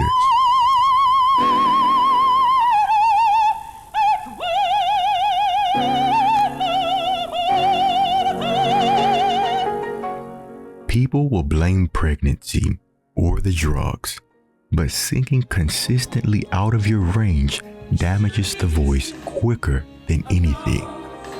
If Whitney were a soprano who decided to do all of this loud and heavy undersinging in the middle of the voice would have had serious issues long before the Bodyguard era.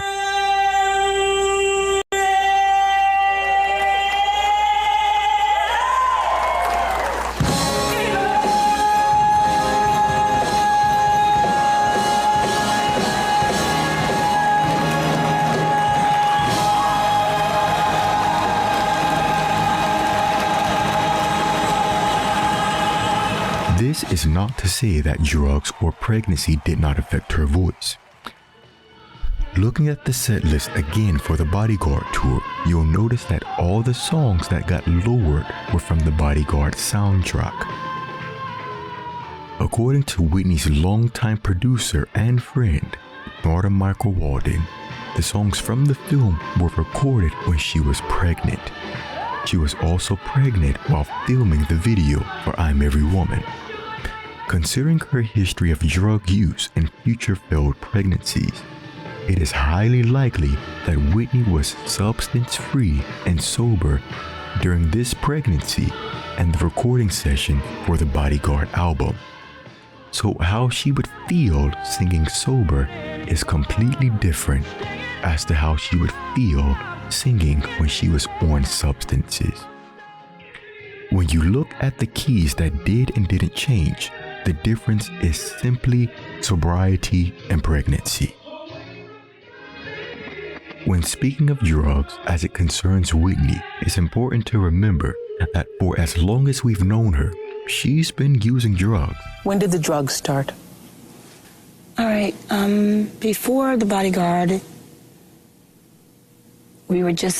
was very light. Mm-hmm. After the Bodyguard, I had Chrissy. It started getting heavy. I was born because my music is my gift, and my gift is my music, and my music is my gift because my gift is my music. Woo, Lord, how high am I? Mary J. Blige. But there's only one nippy. That's me. Smoking on the dock of the bay, getting high. In the late 90s, Whitney's drug use would cause her to become the brunt of many jokes in the media. To imply that she was high was by simply exaggerating her movements, or what we will call Whitneyisms. For example, this hand movement done by comedic actress Deborah Wilson. The Whitneyisms that people try to associate with drugs began appearing during the Bodyguard era. But does Whitney look high here?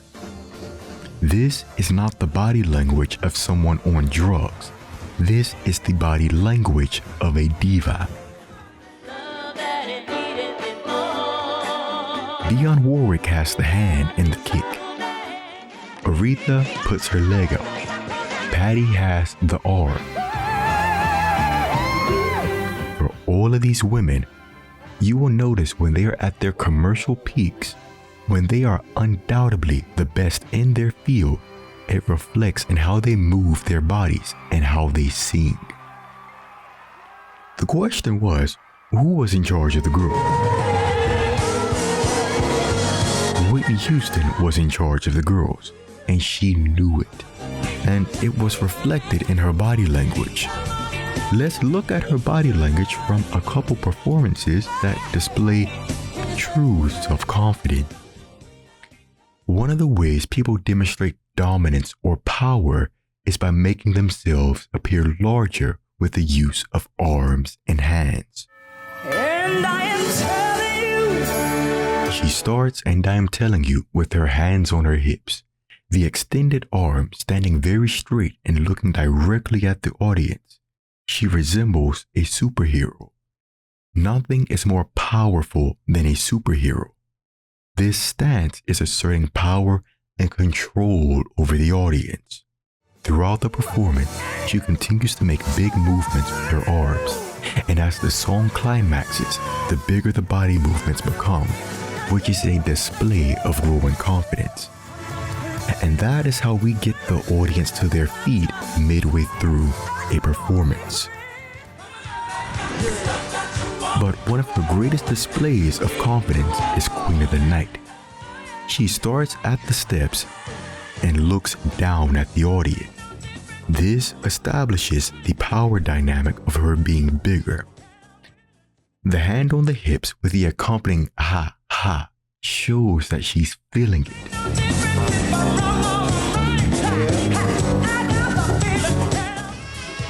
The bridge of the song with the hands on the hips and the big body movements is nothing but confidence.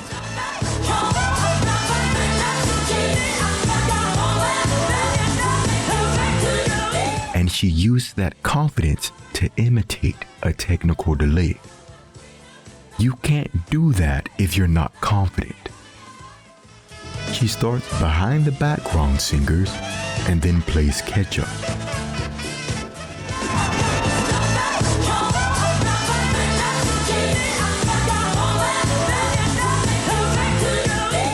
And in another tour stop, she does the inverse of this.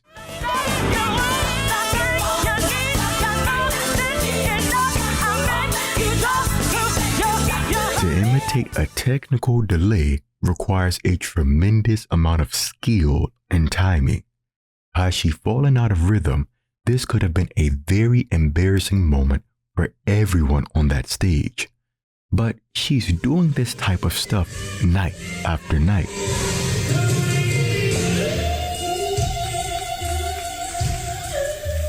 The vocal skill and interpretive abilities meeting are what define a singer's prime. As we've seen with the vocal range and the power, the voice has improved, and critics say that the Bodyguard tour is her doing the best singing of her entire career. Around what age is like the voice really set? 34, 35.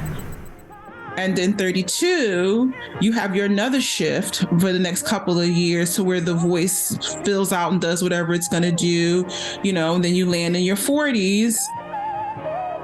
And then there's another vocal shift in your early 40s into your mid 40s. And, then you're getting into your prime, right? There's all of these steps. While a woman's adult voice does not come in until her 30s, it is generally closer to a woman's 40s that she does her prime singing.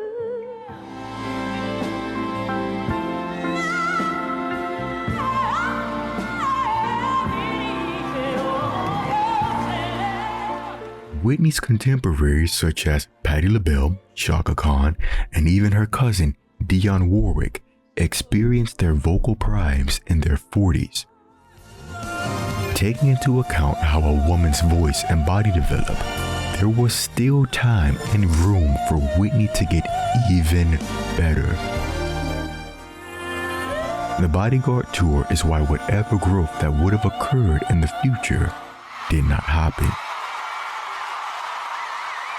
Her 1988 Moment of Truth tour holds the record for most performances, but the Bodyguard tour is her most extensive as it concerns travel. She's visiting more countries and cities than ever, sometimes touching 5 cities in a week. Traveling is physically demanding, and the set list for this tour is her most demanding. Something Whitney always did with the previous tours was build a break into the set list. This could be a duet with her brother, a long extended version of a song that required very little vocal range, or simply letting the background singers have a moment.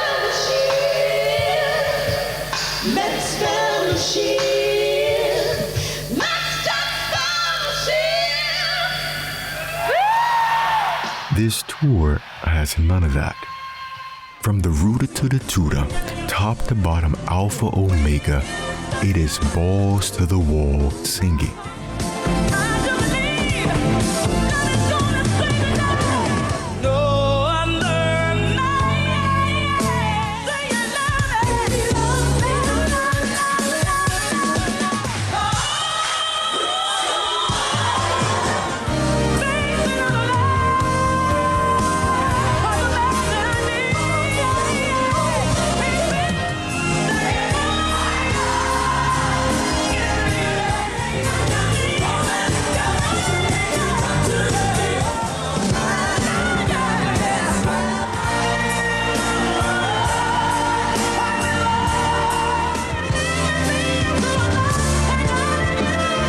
And to top it all off, she's doing this in some of the world's largest stadiums.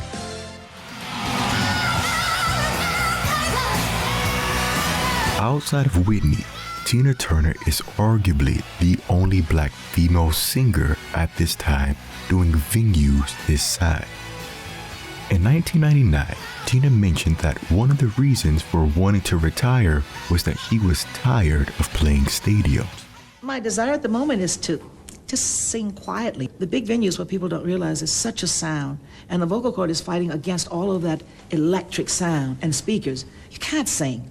Soon, I mean, I work to get to this point, so I'm not going to say I'm ready to step down now, but just a different, intimate kind of a staging, so I could just sing for the people. At the start of the tour, Whitney wanted to, and she did, play theaters. We can assume that outside of wanting a more intimate setting, she was well aware of the physical demands of doing a stadium tour because she had just completed 3 of them. And after having a baby, she possibly did not want to do all of that work. The traveling, the singing, the venue sizes presented her with an unimaginable workload. So it should come as no surprise that, again, she ran into a voice problem on this tour. And we must ask ourselves if the physical demands of this tour are what caused her to miscarry her second child.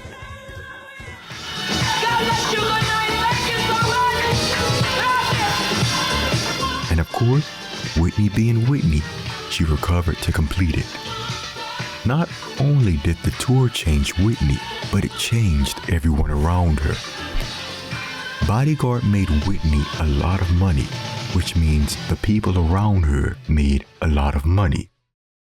After concluding the tour, her original plans were to rest, raise her daughter, and pursue her interest. But in 1994, she was undoubtedly more famous and more profitable than ever, and her management took complete advantage of that. As her best friend Robin Crawford put it plainly in her book, the projects that followed the Bodyguard, she did not want to do. Why does it hurt so bad? The question now is, when did Whitney's voice change? Well, let's first define what a changing voice is. A changing voice is when the voice is no longer able to do what the singer is accustomed to. Many people mark Whitney's prime by her tone, not her ability, which is something she spoke on. It's funny because some people say they think it's heavier. It's a lot heavier now. I think that I'm not 19 anymore, so that definitely probably has a lot to do with the sound of my voice. I don't see my voice as being any different except for it's older, it's mature, it's a lot more in depth. It's not as girly, I call it.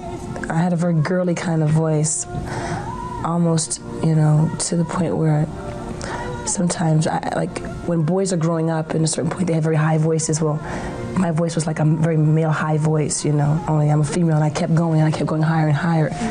Now it's got a lot of grit, it's got soul, it's got a lot more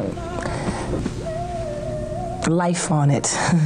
The voice people consider prime Whitney is the voice of a young and not fully developed woman.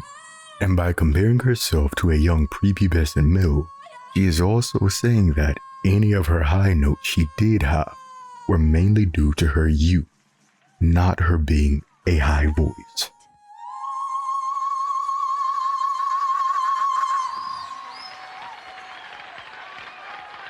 Which is why you must ask yourself, do you look the same way you did 5 or 10 years ago? Exactly.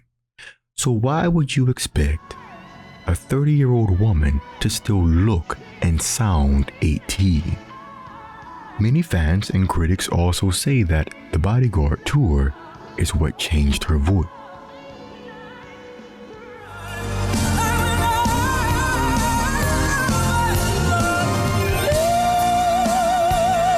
However, her voice 2 months after completing the tour says no.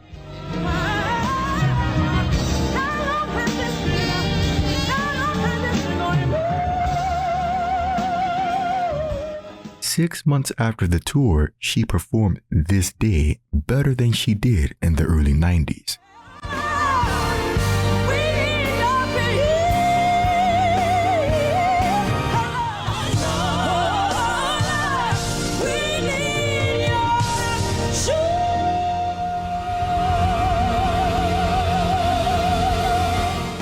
The voice is bigger, she's holding the notes longer, and she's still in the 1992 key. Everyone falls in love sometime. On top of this, the new music she releases, Why Does It Hurt So Bad and Shoop, are still arranged in 80s Whitney fashion. The vocal lines seront logis. Gotta get you out of my head. It hurts so bad. Everyone falls in love sometime. The big note is E flat.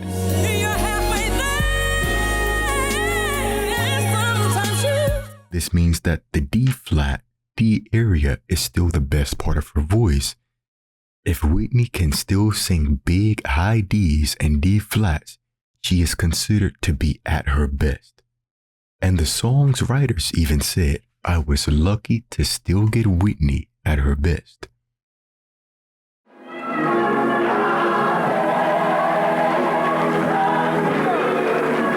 The remnants of the Bodyguard voice were arguably used to create The Preacher's Wife. Filming in the winter of 1996, all singing for the film was done live. Whitney was singing in below freezing temperatures for 2 days, which producers for the film said was hard on Whitney's voice. After filming, Whitney would go into the studio to record tracks for the album.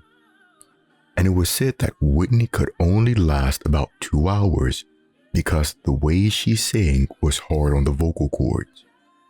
When the album is released, critics said that the singing was just as good as it ever was. But her once clear, clean voice suited for pop music has now taken on a huskier tone. This then takes us to the end of 1996. her Brunei concert in late 1996 is the last concert we have on record where the keys were still in what we have always heard, and she could still hit the notes as she did in the earlier year.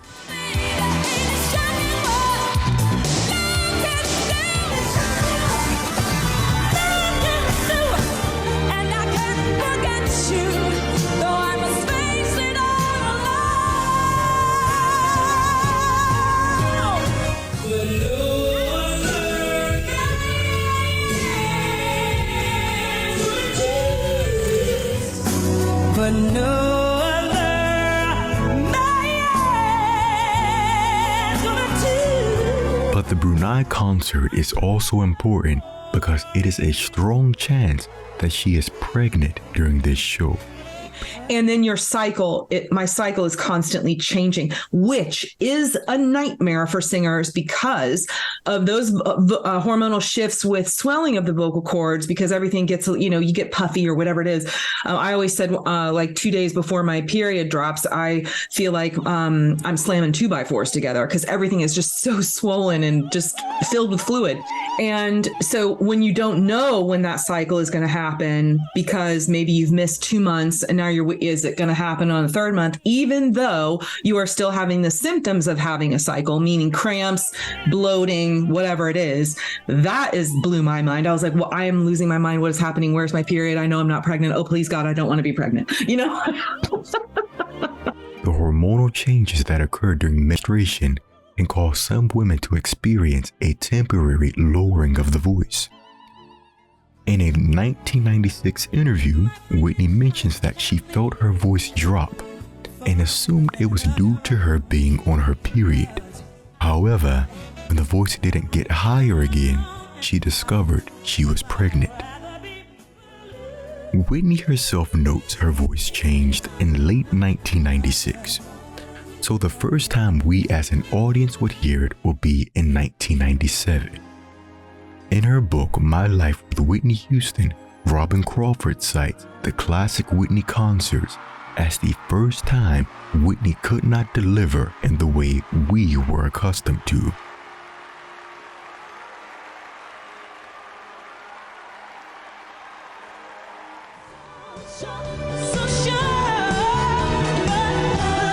While this is true, it should also be noted that the classic Whitney shows summation of everything that we had heard for that entire year. The first issue was stamina, which became apparent during the 1997 Grammy Awards.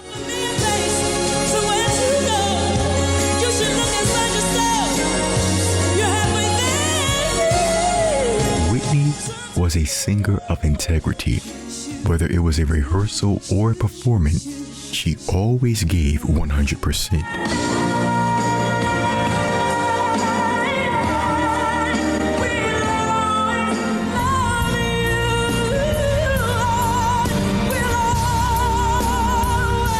And for years, she could do this night after night. She's singing at full voice as she always does during the rehearsal for the 1997 Grammy Awards.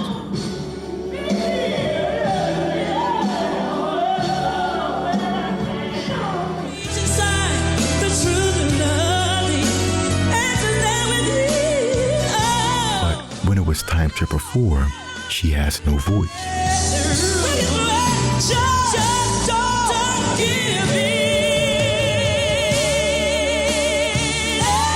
Classic Whitney concert on night one, after about 45 to 50 minutes of singing, the voice starts to get hoarse.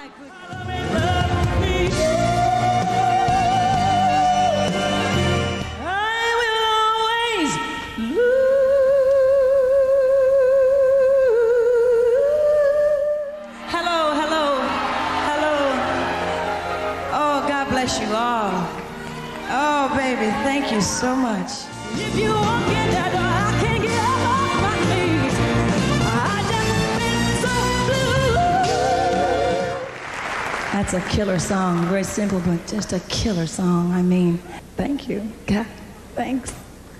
This is first noticeable in her speaking voice. Have a voice, but they just can't be heard sometimes. and the sound for the remainder of the evening continues to get rough.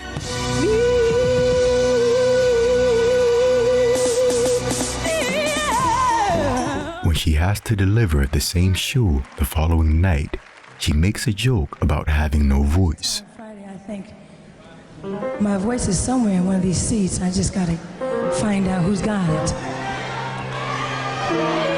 Who's got my voice, Lord? Nobody but Jesus. Since the start, Whitney's live show workload has continuously increased. The classic Whitney shows are the most challenging, as these are 3-hour-long performances. In early 1997, Whitney goes on the Pacific Rim tour. And like classic Whitney, it is evidence of a downward shift in the voice. This is noticeable by her adjusting the keys of the same material she's been performing for years. For example, the Aretha Franklin medley is a whole tone lower.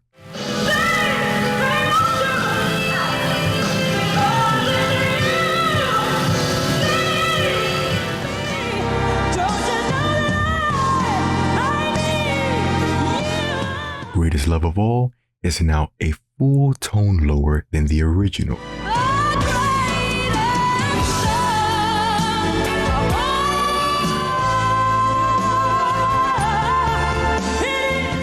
I Know Him So Well is a whole tone lower.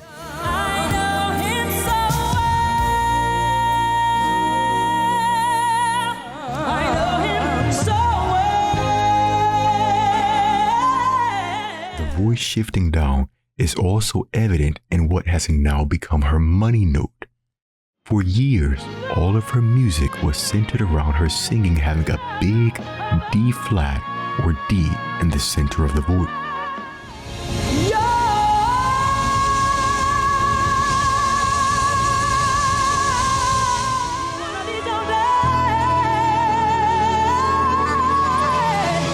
Those same notes are now starting to take on a coarse or raspy quality, but the notes under it, the B flat, B, and C in the center of the voice, have still maintained their quality.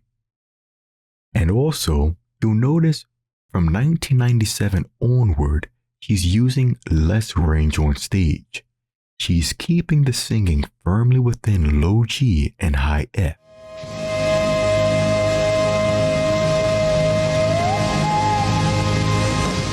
Something else you'll notice people say about Whitney's concerts during 1997 is that she's belting a lot more or using more chest voice. Making those quick transitions between chest and head voice is a hallmark of the Whitney Houston sound. That switch is no longer reliable during this transition period. The sound usually skips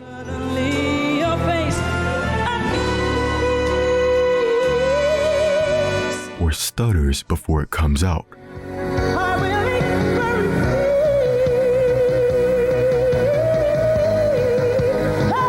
This could result from one or multiple things: a dry instrument due to years of smoking, problems with the middle voice due to overwork, or the voice lowering, which makes certain transitions harder, or all of the above.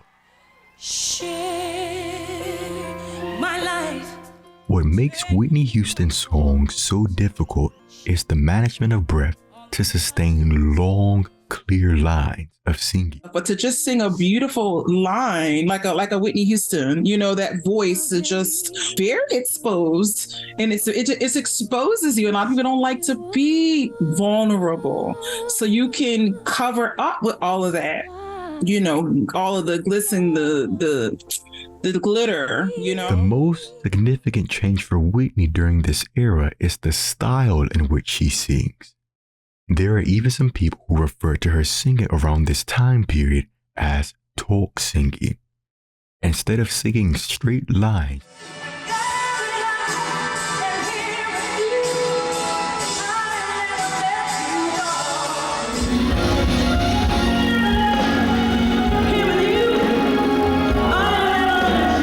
she gets all of the words out to take a breath.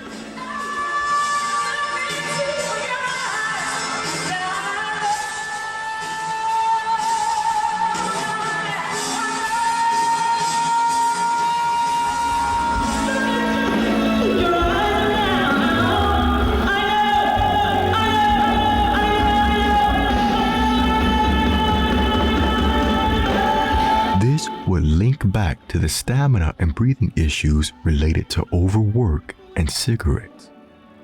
This talk singing is something that Aretha Franklin and Dionne Warwick also did when their voices were in a period of transition.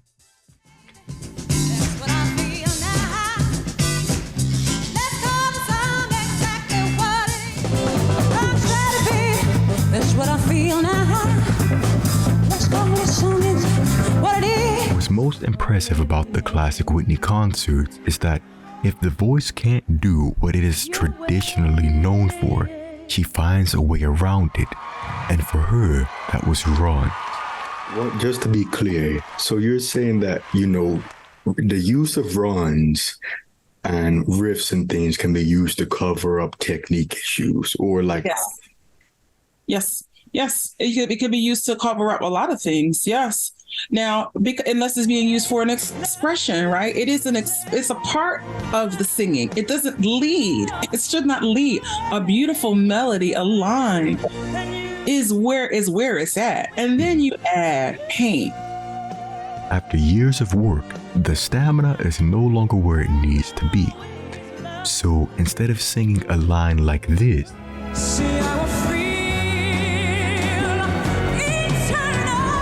she'll sing it like this.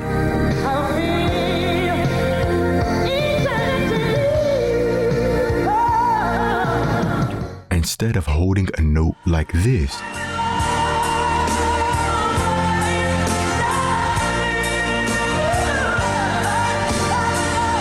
she will hold a note like this.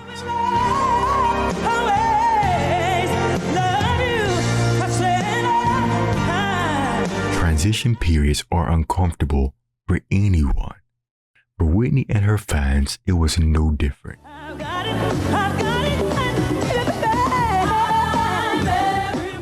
Trying to sing her old material the old way with her new and changing voice led to many negative reviews about her concert. So she needed new music to match her new voice. And we get My Love Is Your Love.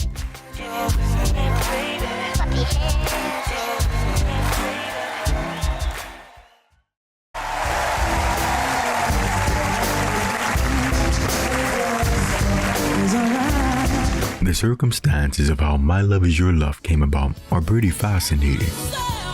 After I'm Your Baby Tonight, Whitney goes and does Bodyguard, followed by Exhale, then The Preacher's Wife, then Cinderella. It's been almost 10 years since we've gotten a regular album out of her. 8 years. Why you take 8 years? Well, I got a call from my dad of the industry. I call him. And he said, Whitney, it's time for you to come back to your job. I did this record in 6 weeks. Really? Yeah, I did 13 songs in 6 weeks. The album was recorded in 6 weeks. So due to the quick turnaround, she can only record vocally what she's capable of. So the changes we heard during the transitional period are present on this record. For instance, the reduced use of head voice. Looking at this graphic, she goes from utilizing her head voice throughout an entire album to about a third of the album. And when she uses her head voice, you'll notice that skip is still present when she tries to transition between the head and chest voice. You are making a fool of me. Oh. Show up on your corner. In the transition period, we discussed how her money note went from D flat in the center of the voice to around B. The ballads on the record, When You Believe and Until You Come Back to Me, are now arranged so that the big note is a B.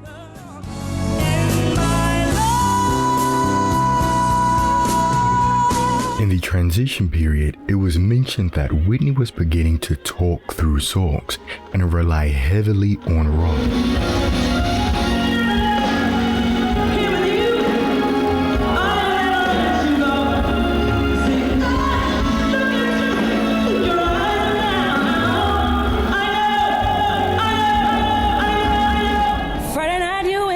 boys went out to eat.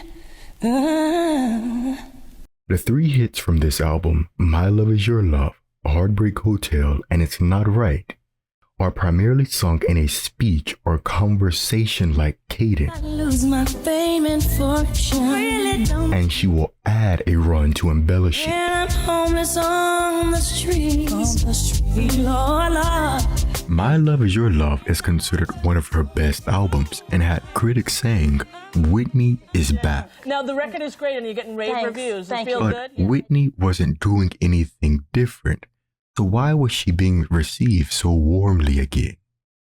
This is the importance of style.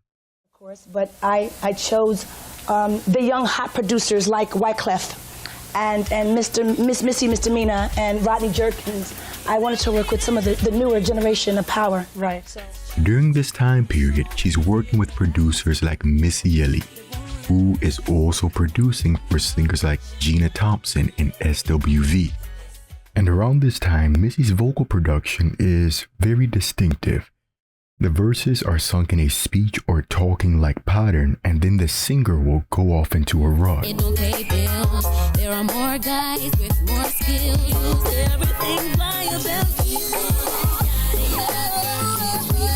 Sending me crazy, crazy. I love the way you taste me. You're so tasty like peach dry. All up on some chick as though I don't exist. What is this? Oh. So Whitney's style of singing now matches the style of music. So it shouldn't have been a surprise that the album was a hit. Specjalnie w Sopocie, po raz pierwszy w Polsce, Whitney Houston.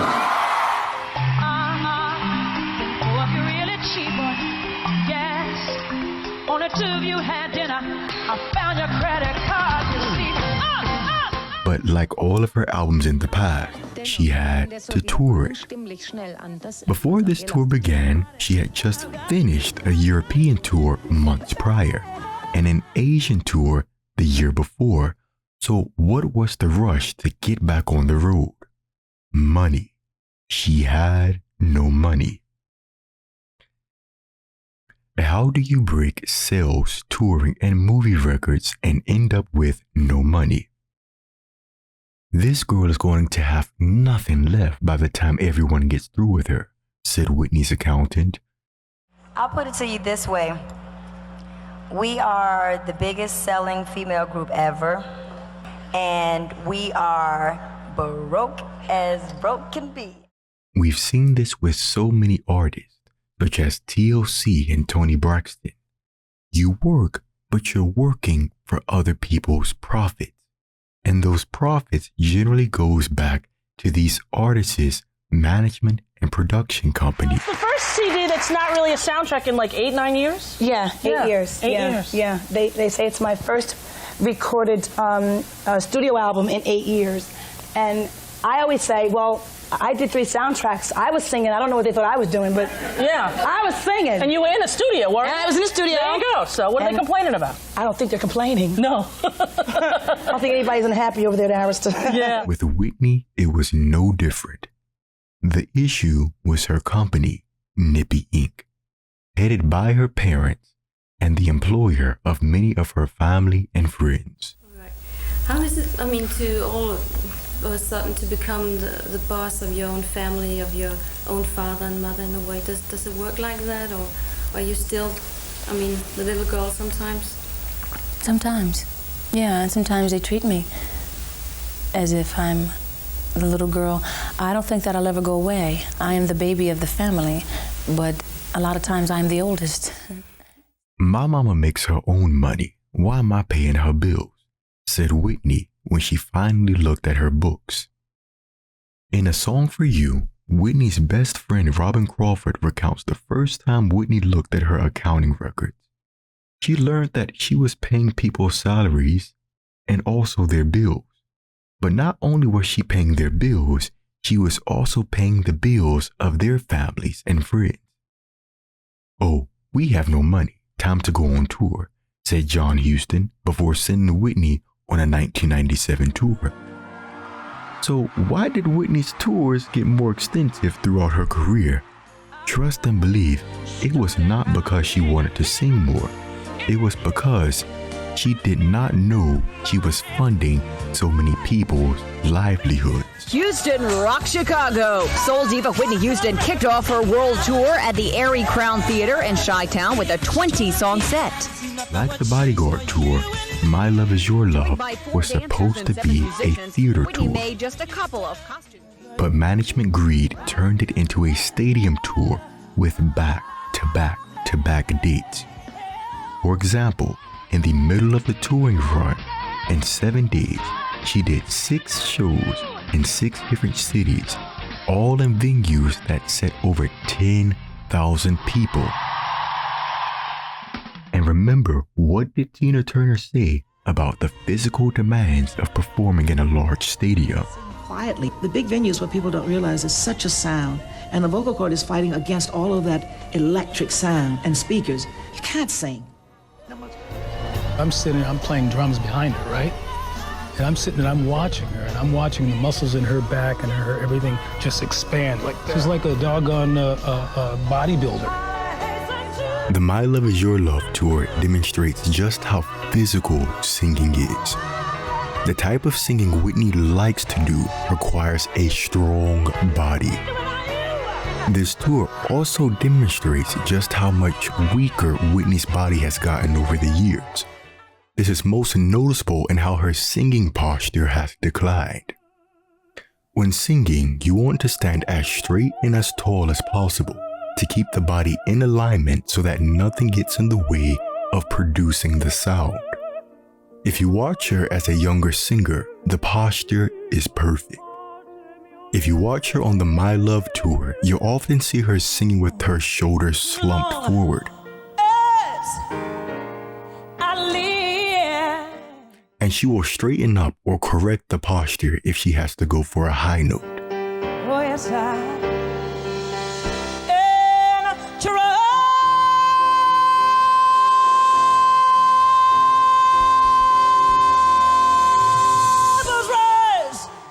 Because if you do that, the tendency is to use muscles in the neck and muscles that are not there for that. Those muscles are there for chewing. Absolutely. And I'm sure that you have noticed as well, that one can see rather young singers that participate and the jaw shakes. That's because the emphasis is being put on the wrong muscles.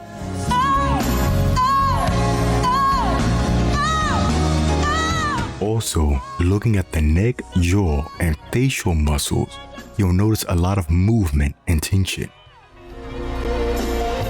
I'm playing drums behind her, right?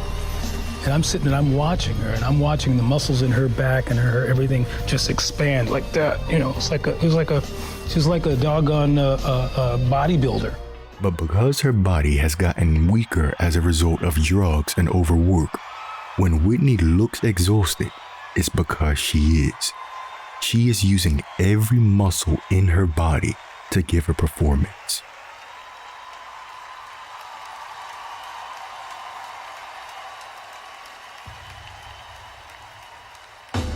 It also cost her near the end of the tours. I mean, you could see the toll it took on her voice to have to do those performances night after night. Comparing this tour to the previous major tour, she is demonstrating a lesser vocal range for the night, but she is keeping the central vocal range in the same place, low G to F. In singing, there is a thing called tessitura and vocal range.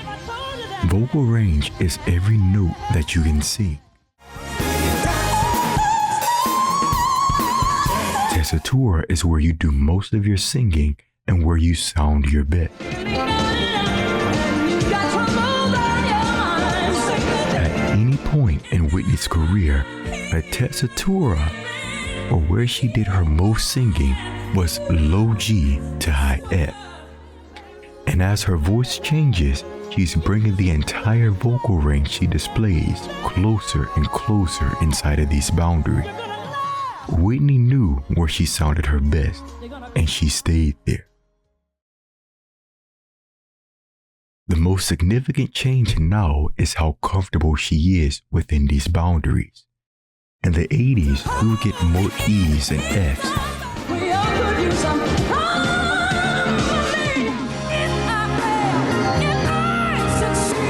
On the 1999 tour, she is a lot more conservative with how many of those she sings in a night. But we do get a lot of C's and D's. And she can still sing some of the older material in its original keys and arrangements.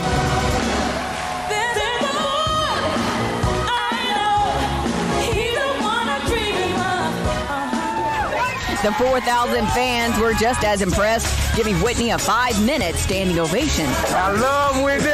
Whitney! Phenomenal. Whitney was as gorgeous and beautiful as always. And My Love Is Your Love had the critics claiming old Whitney is back, referring to her being able to replicate moments of the years prior.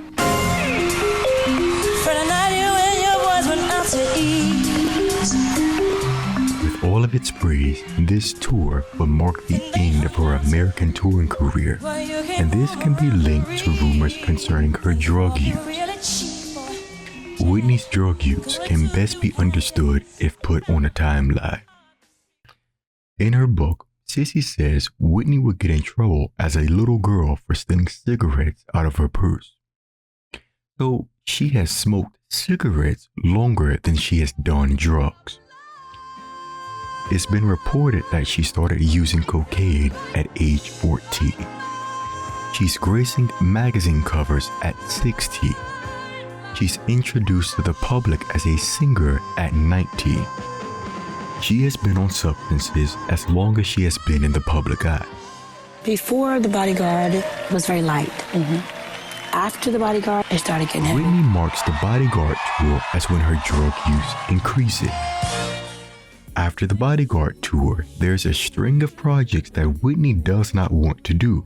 This has not been an easy time in Whitney Houston's personal life. Her publicist has confirmed that Whitney and husband Bobby Brown are having in this same time period, she has miscarriages, and it's becoming public knowledge that she overdosed on the set of Excel. Our timeline shows that there is a dramatic increase in professional and personal stress that occurs after the Bodyguard. And this is why she is finally beginning to look out of it in public and on stage.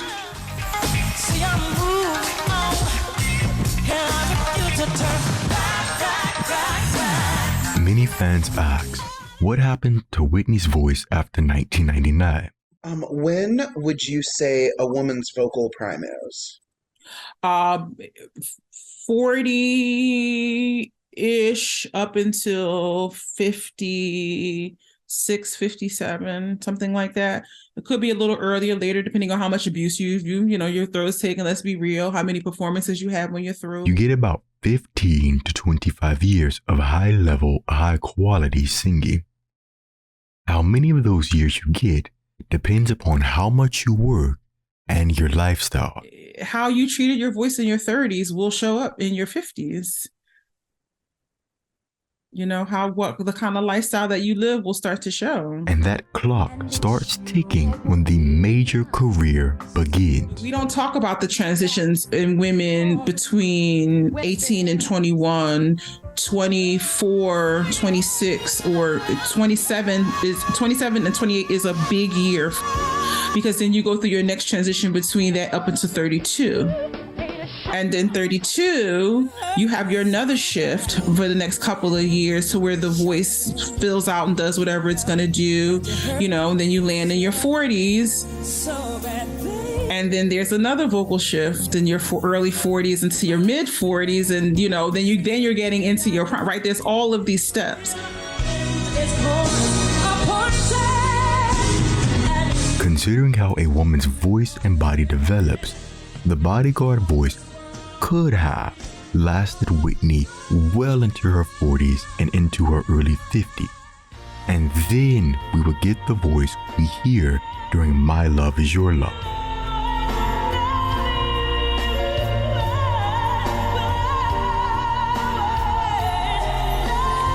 So what she sounds like during My Love Is Your Love, she would have sounded like this regardless.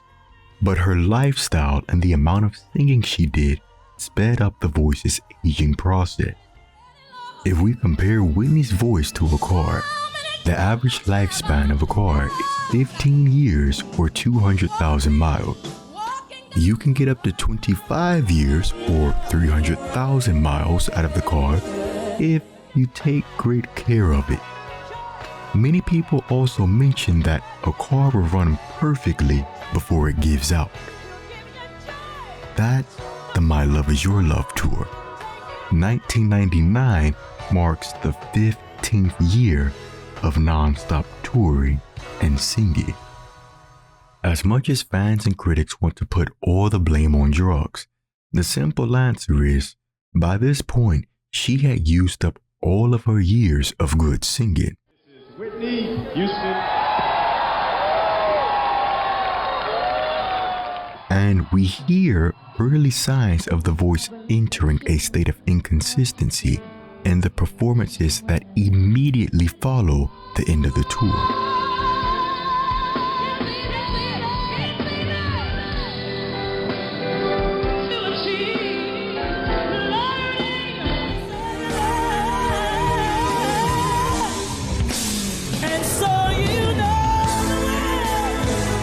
One thing we've noticed during these years is also her behavior becomes more erratic as her personal life becomes more erratic. By the end of the millennium, she was beginning to get fired from shows or simply just not show up.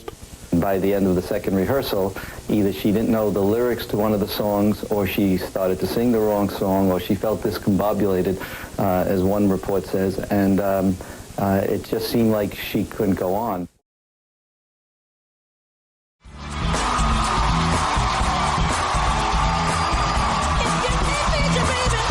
By the early 2000s, her appearances on the Michael Jackson television special. It may be a bad shot, but this is real. I mean, the bones, that's real. I can't believe that. But do you really know? Did you really know? No, you know. Thank you. And the Diane Sawyer interview made it clear that things were not okay with Whitney. Her inability to manage her personal life now spilled over into her ability to record. And that is why the Just Whitney album was met with many stops and starts.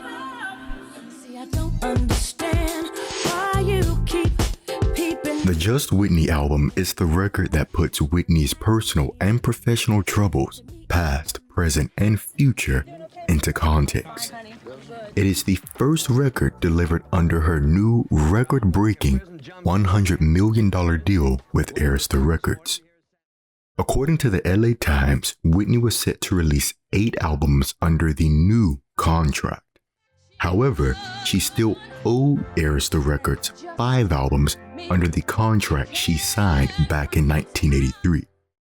That means she already owed the label money for albums she did not produce when she signed the new record deal. If she's finally renegotiating her contract after 17 years, that means all of the record-breaking success from the first album through the Bodyguard was done under a shitty contract. Which makes this statement all the more clear. So what are they complaining about? I don't think they're complaining. No. I don't think anybody's unhappy over there at Arista. Yeah. Whitney probably made no money off of any of those albums, which is why she stayed on tour. The Queen of Soul could barely use the King's English when we talked about the embarrassing article in a Detroit paper that asks, why doesn't she pay her We can assume this also because outside of Mariah Carey and Celine Dion, all of the big divas were associated with Arista Records. Are you broke? No money problems whatsoever. That's Tony Braxton. B-R-O-K-E broke? Broke. Like broke. Like no money. No money. And all of them were having money troubles at the same time. The running theme of the Whitney biopic is in perpetuity. Arista during the term of this agreement. In perpetuity throughout the universe? Which means forever. Yeah. Whitney would be owned by and in debt to Arista Records. forever. Congratulations. Welcome to Arista. Musically, Just Whitney is an extension of My Love Is Your Love. Vocally, the voice is still in a similar place. But the most noticeable thing on the Just Whitney record and One Wish is you can now hear her breathing. Don't think you're stressing me, 'cause your lies don't excite me. No, never thought. This audible breathing in the microphone is also present during live performances from this time period. Kick off my shoes and relax my feet. Hit the kitchen, grab a bite to eat. It's been one of those crazy weeks. I don't know, it kind of just says how Bob and I feel about each other. You know what I mean? It was written by Gordon Chambers and Teddy Bishop. And it just describes how two people... And even when she isn't singing, you can hear her breathing when she's speaking. And you couldn't hear that years prior. What you're hearing is the onset of early emphysema. When you exhale, the damaged lungs don't work correctly, so old air becomes trapped, leaving no room for fresh, oxygen-rich air to enter. Drug and cigarette usage can affect dental health. Around Just Whitney, it is said that Whitney had some dental work done. When singing or speaking, ideally you want to have the tongue in a flat and relaxed position. See, that's what friends are for. But if you watch Whitney's tongue from this point of her career forward, you'll often notice that her tongue appears in a tense or thickened position. But this goes to show you that any small change can affect your singing and sound production. When her cousin Dion gets a new set of teeth, she finds some difficulty pronouncing certain sounds.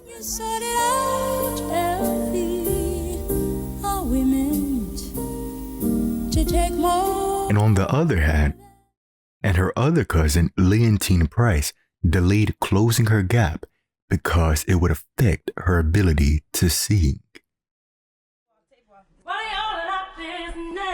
It's just ridiculous. I can't get no sleep. But my vibrato's fast, so I'll be trying to hold her back. And something you'll also notice is that during the Just Whitney period, her vibrato is also a lot faster. Whitney's deep and even vibrato is wildly praised.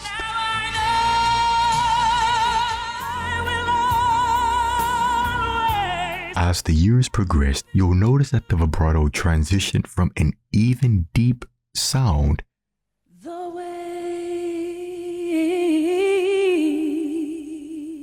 to a high-speed pulse, or what some people will call a goat.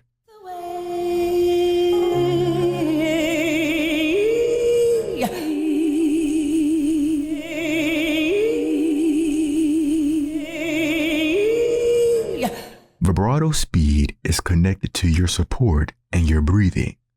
The change in vibrato speed is a sign that the lungs and muscles she uses to support the breath are weaker, which connects to the early onset emphysema. The primary cause of emphysema is tobacco and marijuana smoking. Constant hoarseness and high risk of lung infections such as bronchitis and colds are also side effects of emphysema. So when we arrived for the interview, we didn't know what we'd find. We were told she was suffering from laryngitis because she'd been traveling. I'm not sick, Diane. I am not sick. Let's get that straight. From this point forward, you'll notice that Whitney seems to be in a constant state of hoarseness. People and telling your business when it ain't their business. First of all, okay? While the albums that followed My Love Is Your Love were not major sellers, critics recognized that Whitney could still deliver high-level, high-quality singing. And this would lead to the 2004 comeback. You called it a beginning. Same thing as a comeback. I never went anywhere. Just to be with you forever. To repair her public image, she goes to rehab, and she came out looking and sounding great. And we've been missing her tremendously, and to see her coming back looking more beautiful, the way that we used to see her.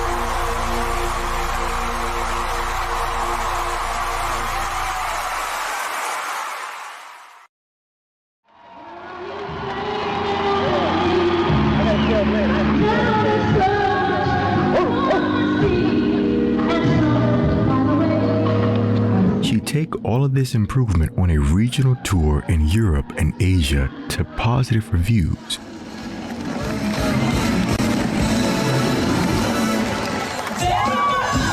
Without question, the night's sure bet, the moment of the evening was Whitney Houston bringing down the house.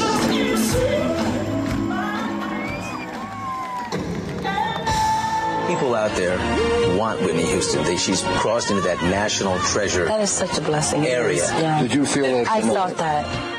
This 2004 tour showed that she had all that it took to get back to where she was as a vocalist. Is Whitney Houston's marriage to Bobby Brown over? But as was customary, when things were going well professionally, they weren't personally.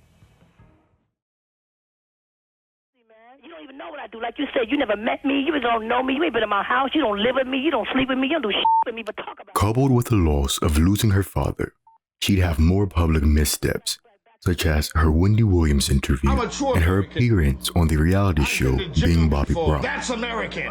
Kiss my ass! Drug rumors and financial woes will become more evident, and to top it all off, her marriage was at the end of its rope. All of these things would send Whitney into an emotional tailspin, and she would lose her voice completely.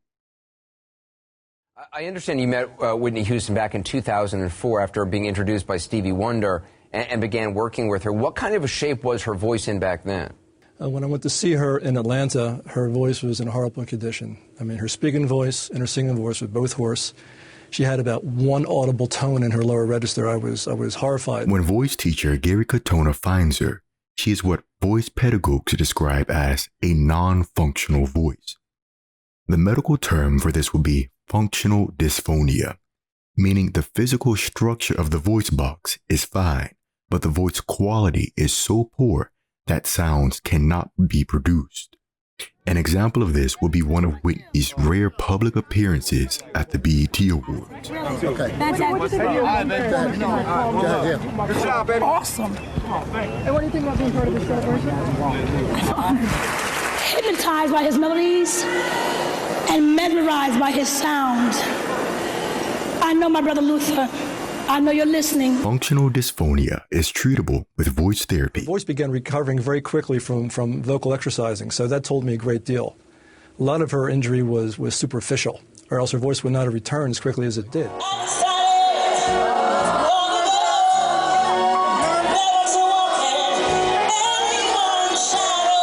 Katona would rebuild Whitney's voice to the point where she could re-sing in public and complete her final record, I Looked.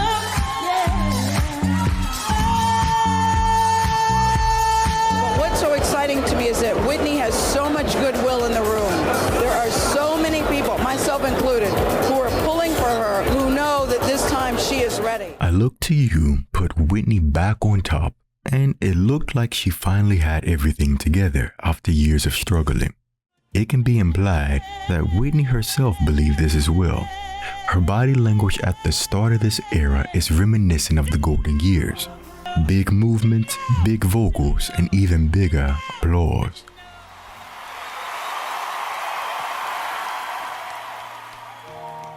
As I lay me down,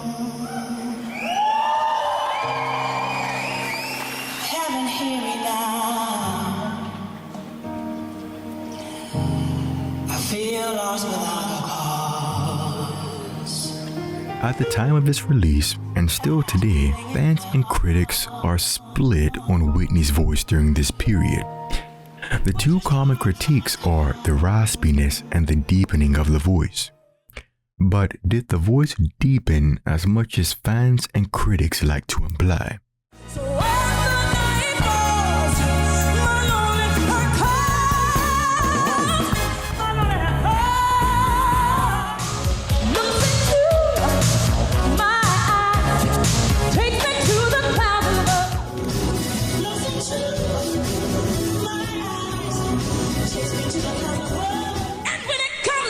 some good old-fashioned love. I got it, I got it.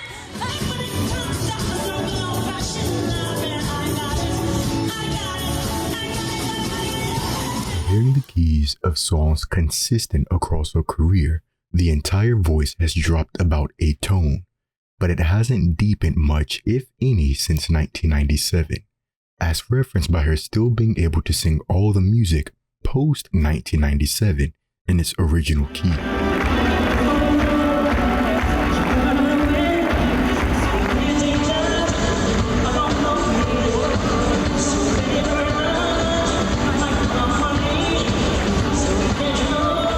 Similar to discussing the vocal shift between 1985 and 1995, from 1997 to present day, the difference is just quality and consistency of sound.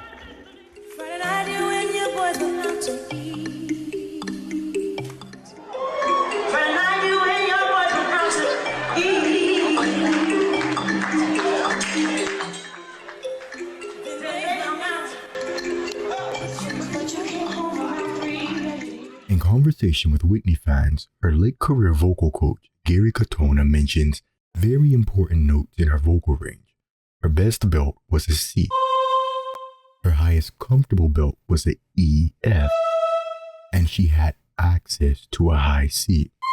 Comparing songs across her career, the vocal arrangements have remained the same. The vocal line sits around low G,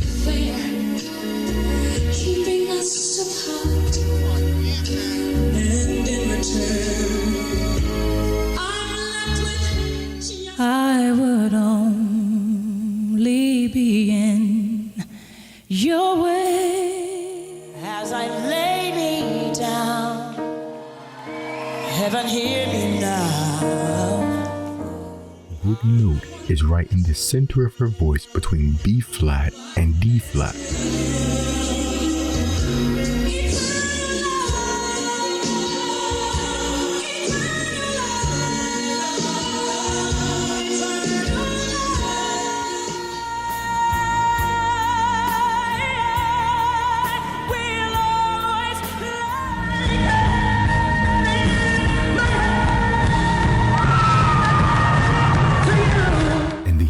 Parts of her song generally lie on high E or high F at the top of the style.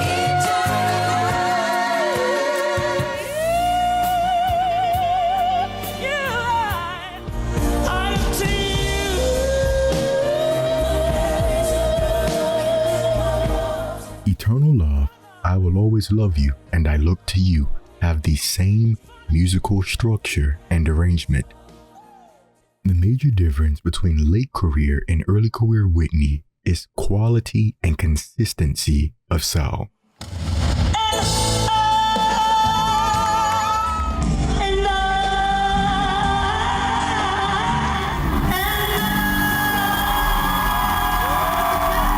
On the final tour, Whitney had songs such as I Will Always Love You available in different keys, depending on the state of her voice that day. Operatic soprano Joan Sutherland would have arias available in multiple keys at the tail end of her career as well.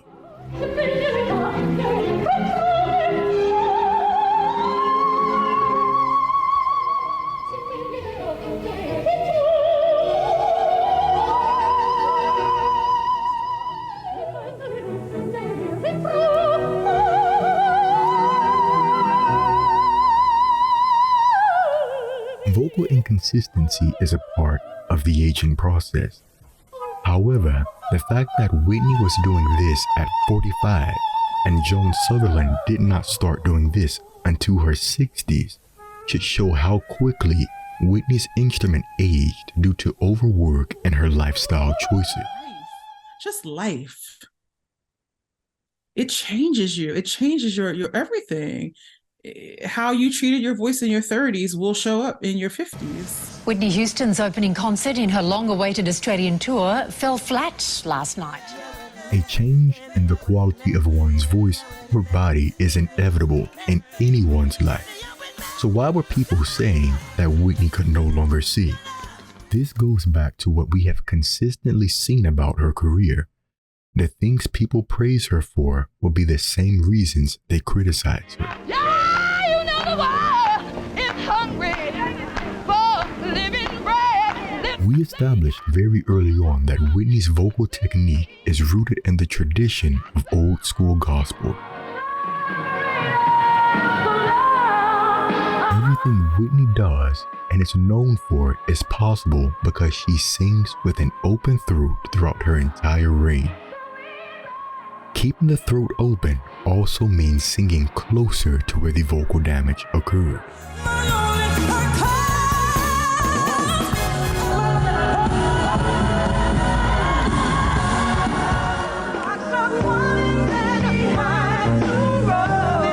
People have compared Whitney's drug uses to Chaka Khan and Natalie Cole, saying, well, why didn't their voices change? Like Houston, Khan and Cole will become non-functional voices. Great time tonight, not only here, but also at Epcot Center, somewhere over the rainbow. What am I doing? This is not my song. Can we talk? I miss him so much. With your music, I knew I was never alone. Like when you taught me, a house is not a home. And both will have to relearn how to sing. What separates these women from Whitney is that Chaka Khan and Natalie Cole completely changed their singing technique, shifting to a more nasal placement and focusing their voices higher, which means singing further away from the vocal damage. Chaka Khan didn't fully develop that clear horn sound until after her vocal crisis.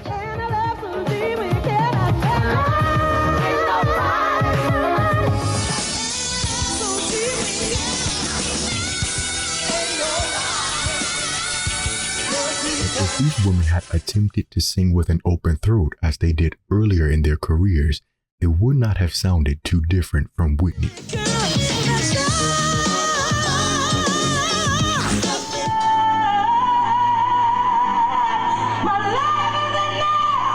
mean, after all, have you heard Natalie Cole's album at the height of her drug addiction? Tell me, how does it feel to sing again now after 8 years? Very nice. I wish I was what I was 20 years ago, but nobody is what he was 20 years ago. What aren't you? After a 20-year absence, fans couldn't wait to see Whitney back in Australia, but after just a few songs, Was about to lose my breath. many couldn't wait to leave. Disgraceful. Disappointed. Horrible. Upset. Definitely not worth $165. The singing on this last tour is honestly not that bad. It's only disappointing if you are expecting her to sound how she did when she was 25. They complained that the diva could no longer hit the high notes that once took her to the top of the charts.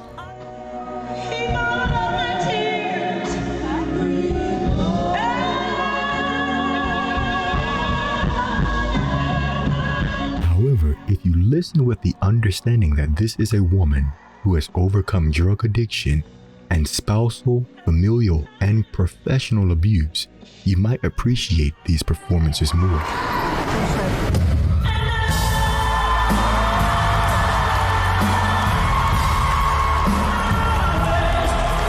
We don't even hear mature singers what they sound like anymore because everyone's so busy chasing after the 25-year-old.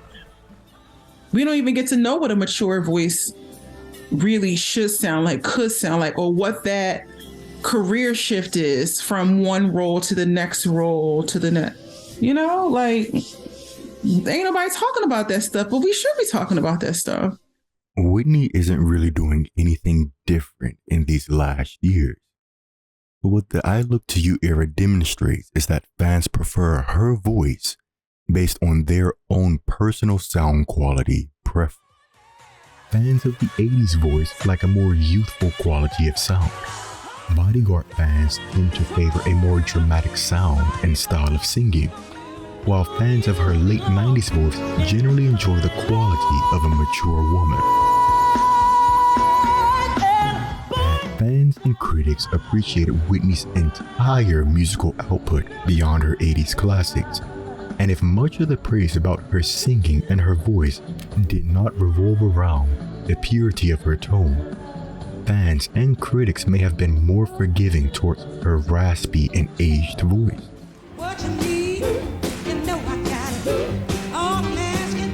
After all, legendary singers like Aretha Franklin and Mariah Carey also acquired raspy tones later in their careers, and their voices were still praised.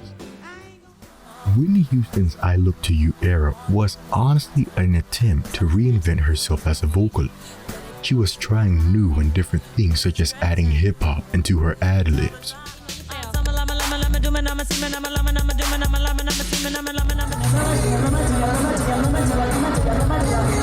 her fans and critics still expected her to be the same artist and vocalist that she was before. More than half the audience walked out before the end of the show.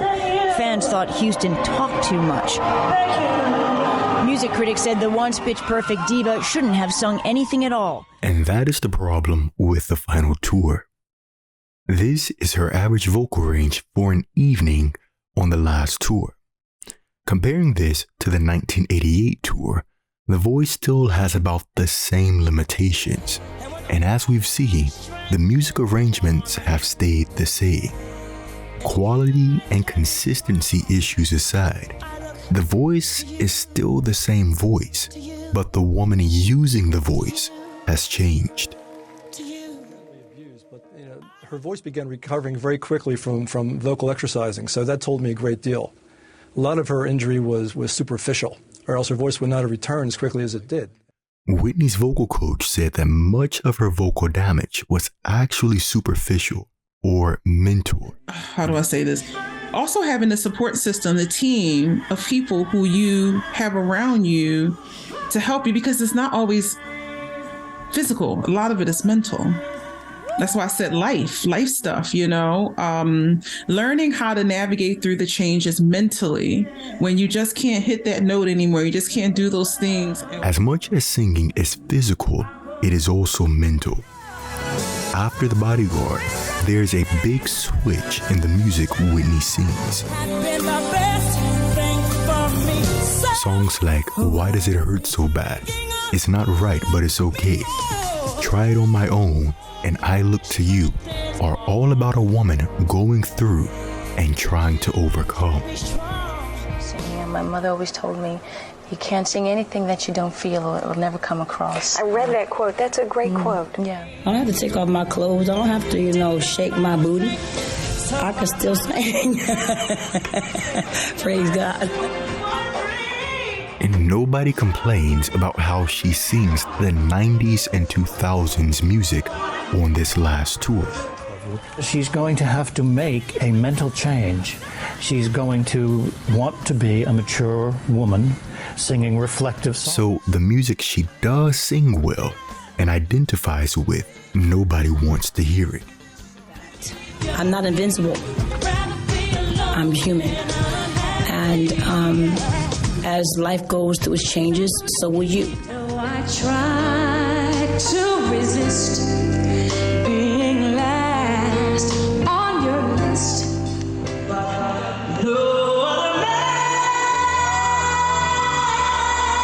If Whitney has to feel and believe what she's singing to sing it well, then maybe she doesn't sound her best because she no longer identifies with that 80s music.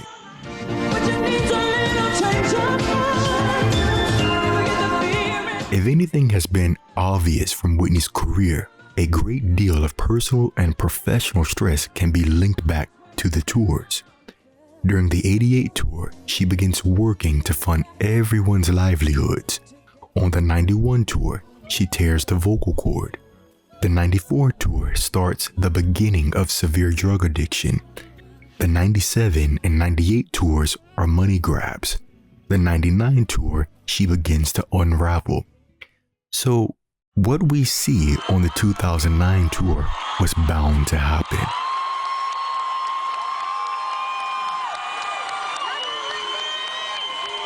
What we should remember from these final years is that Whitney still had a voice.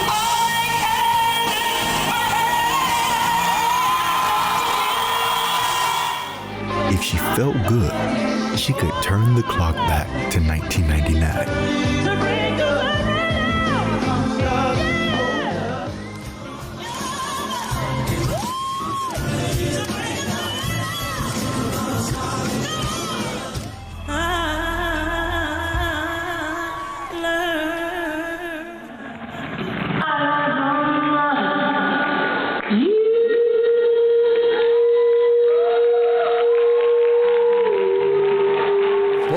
The problem that she had developed and couldn't deal with was cigarette smoking.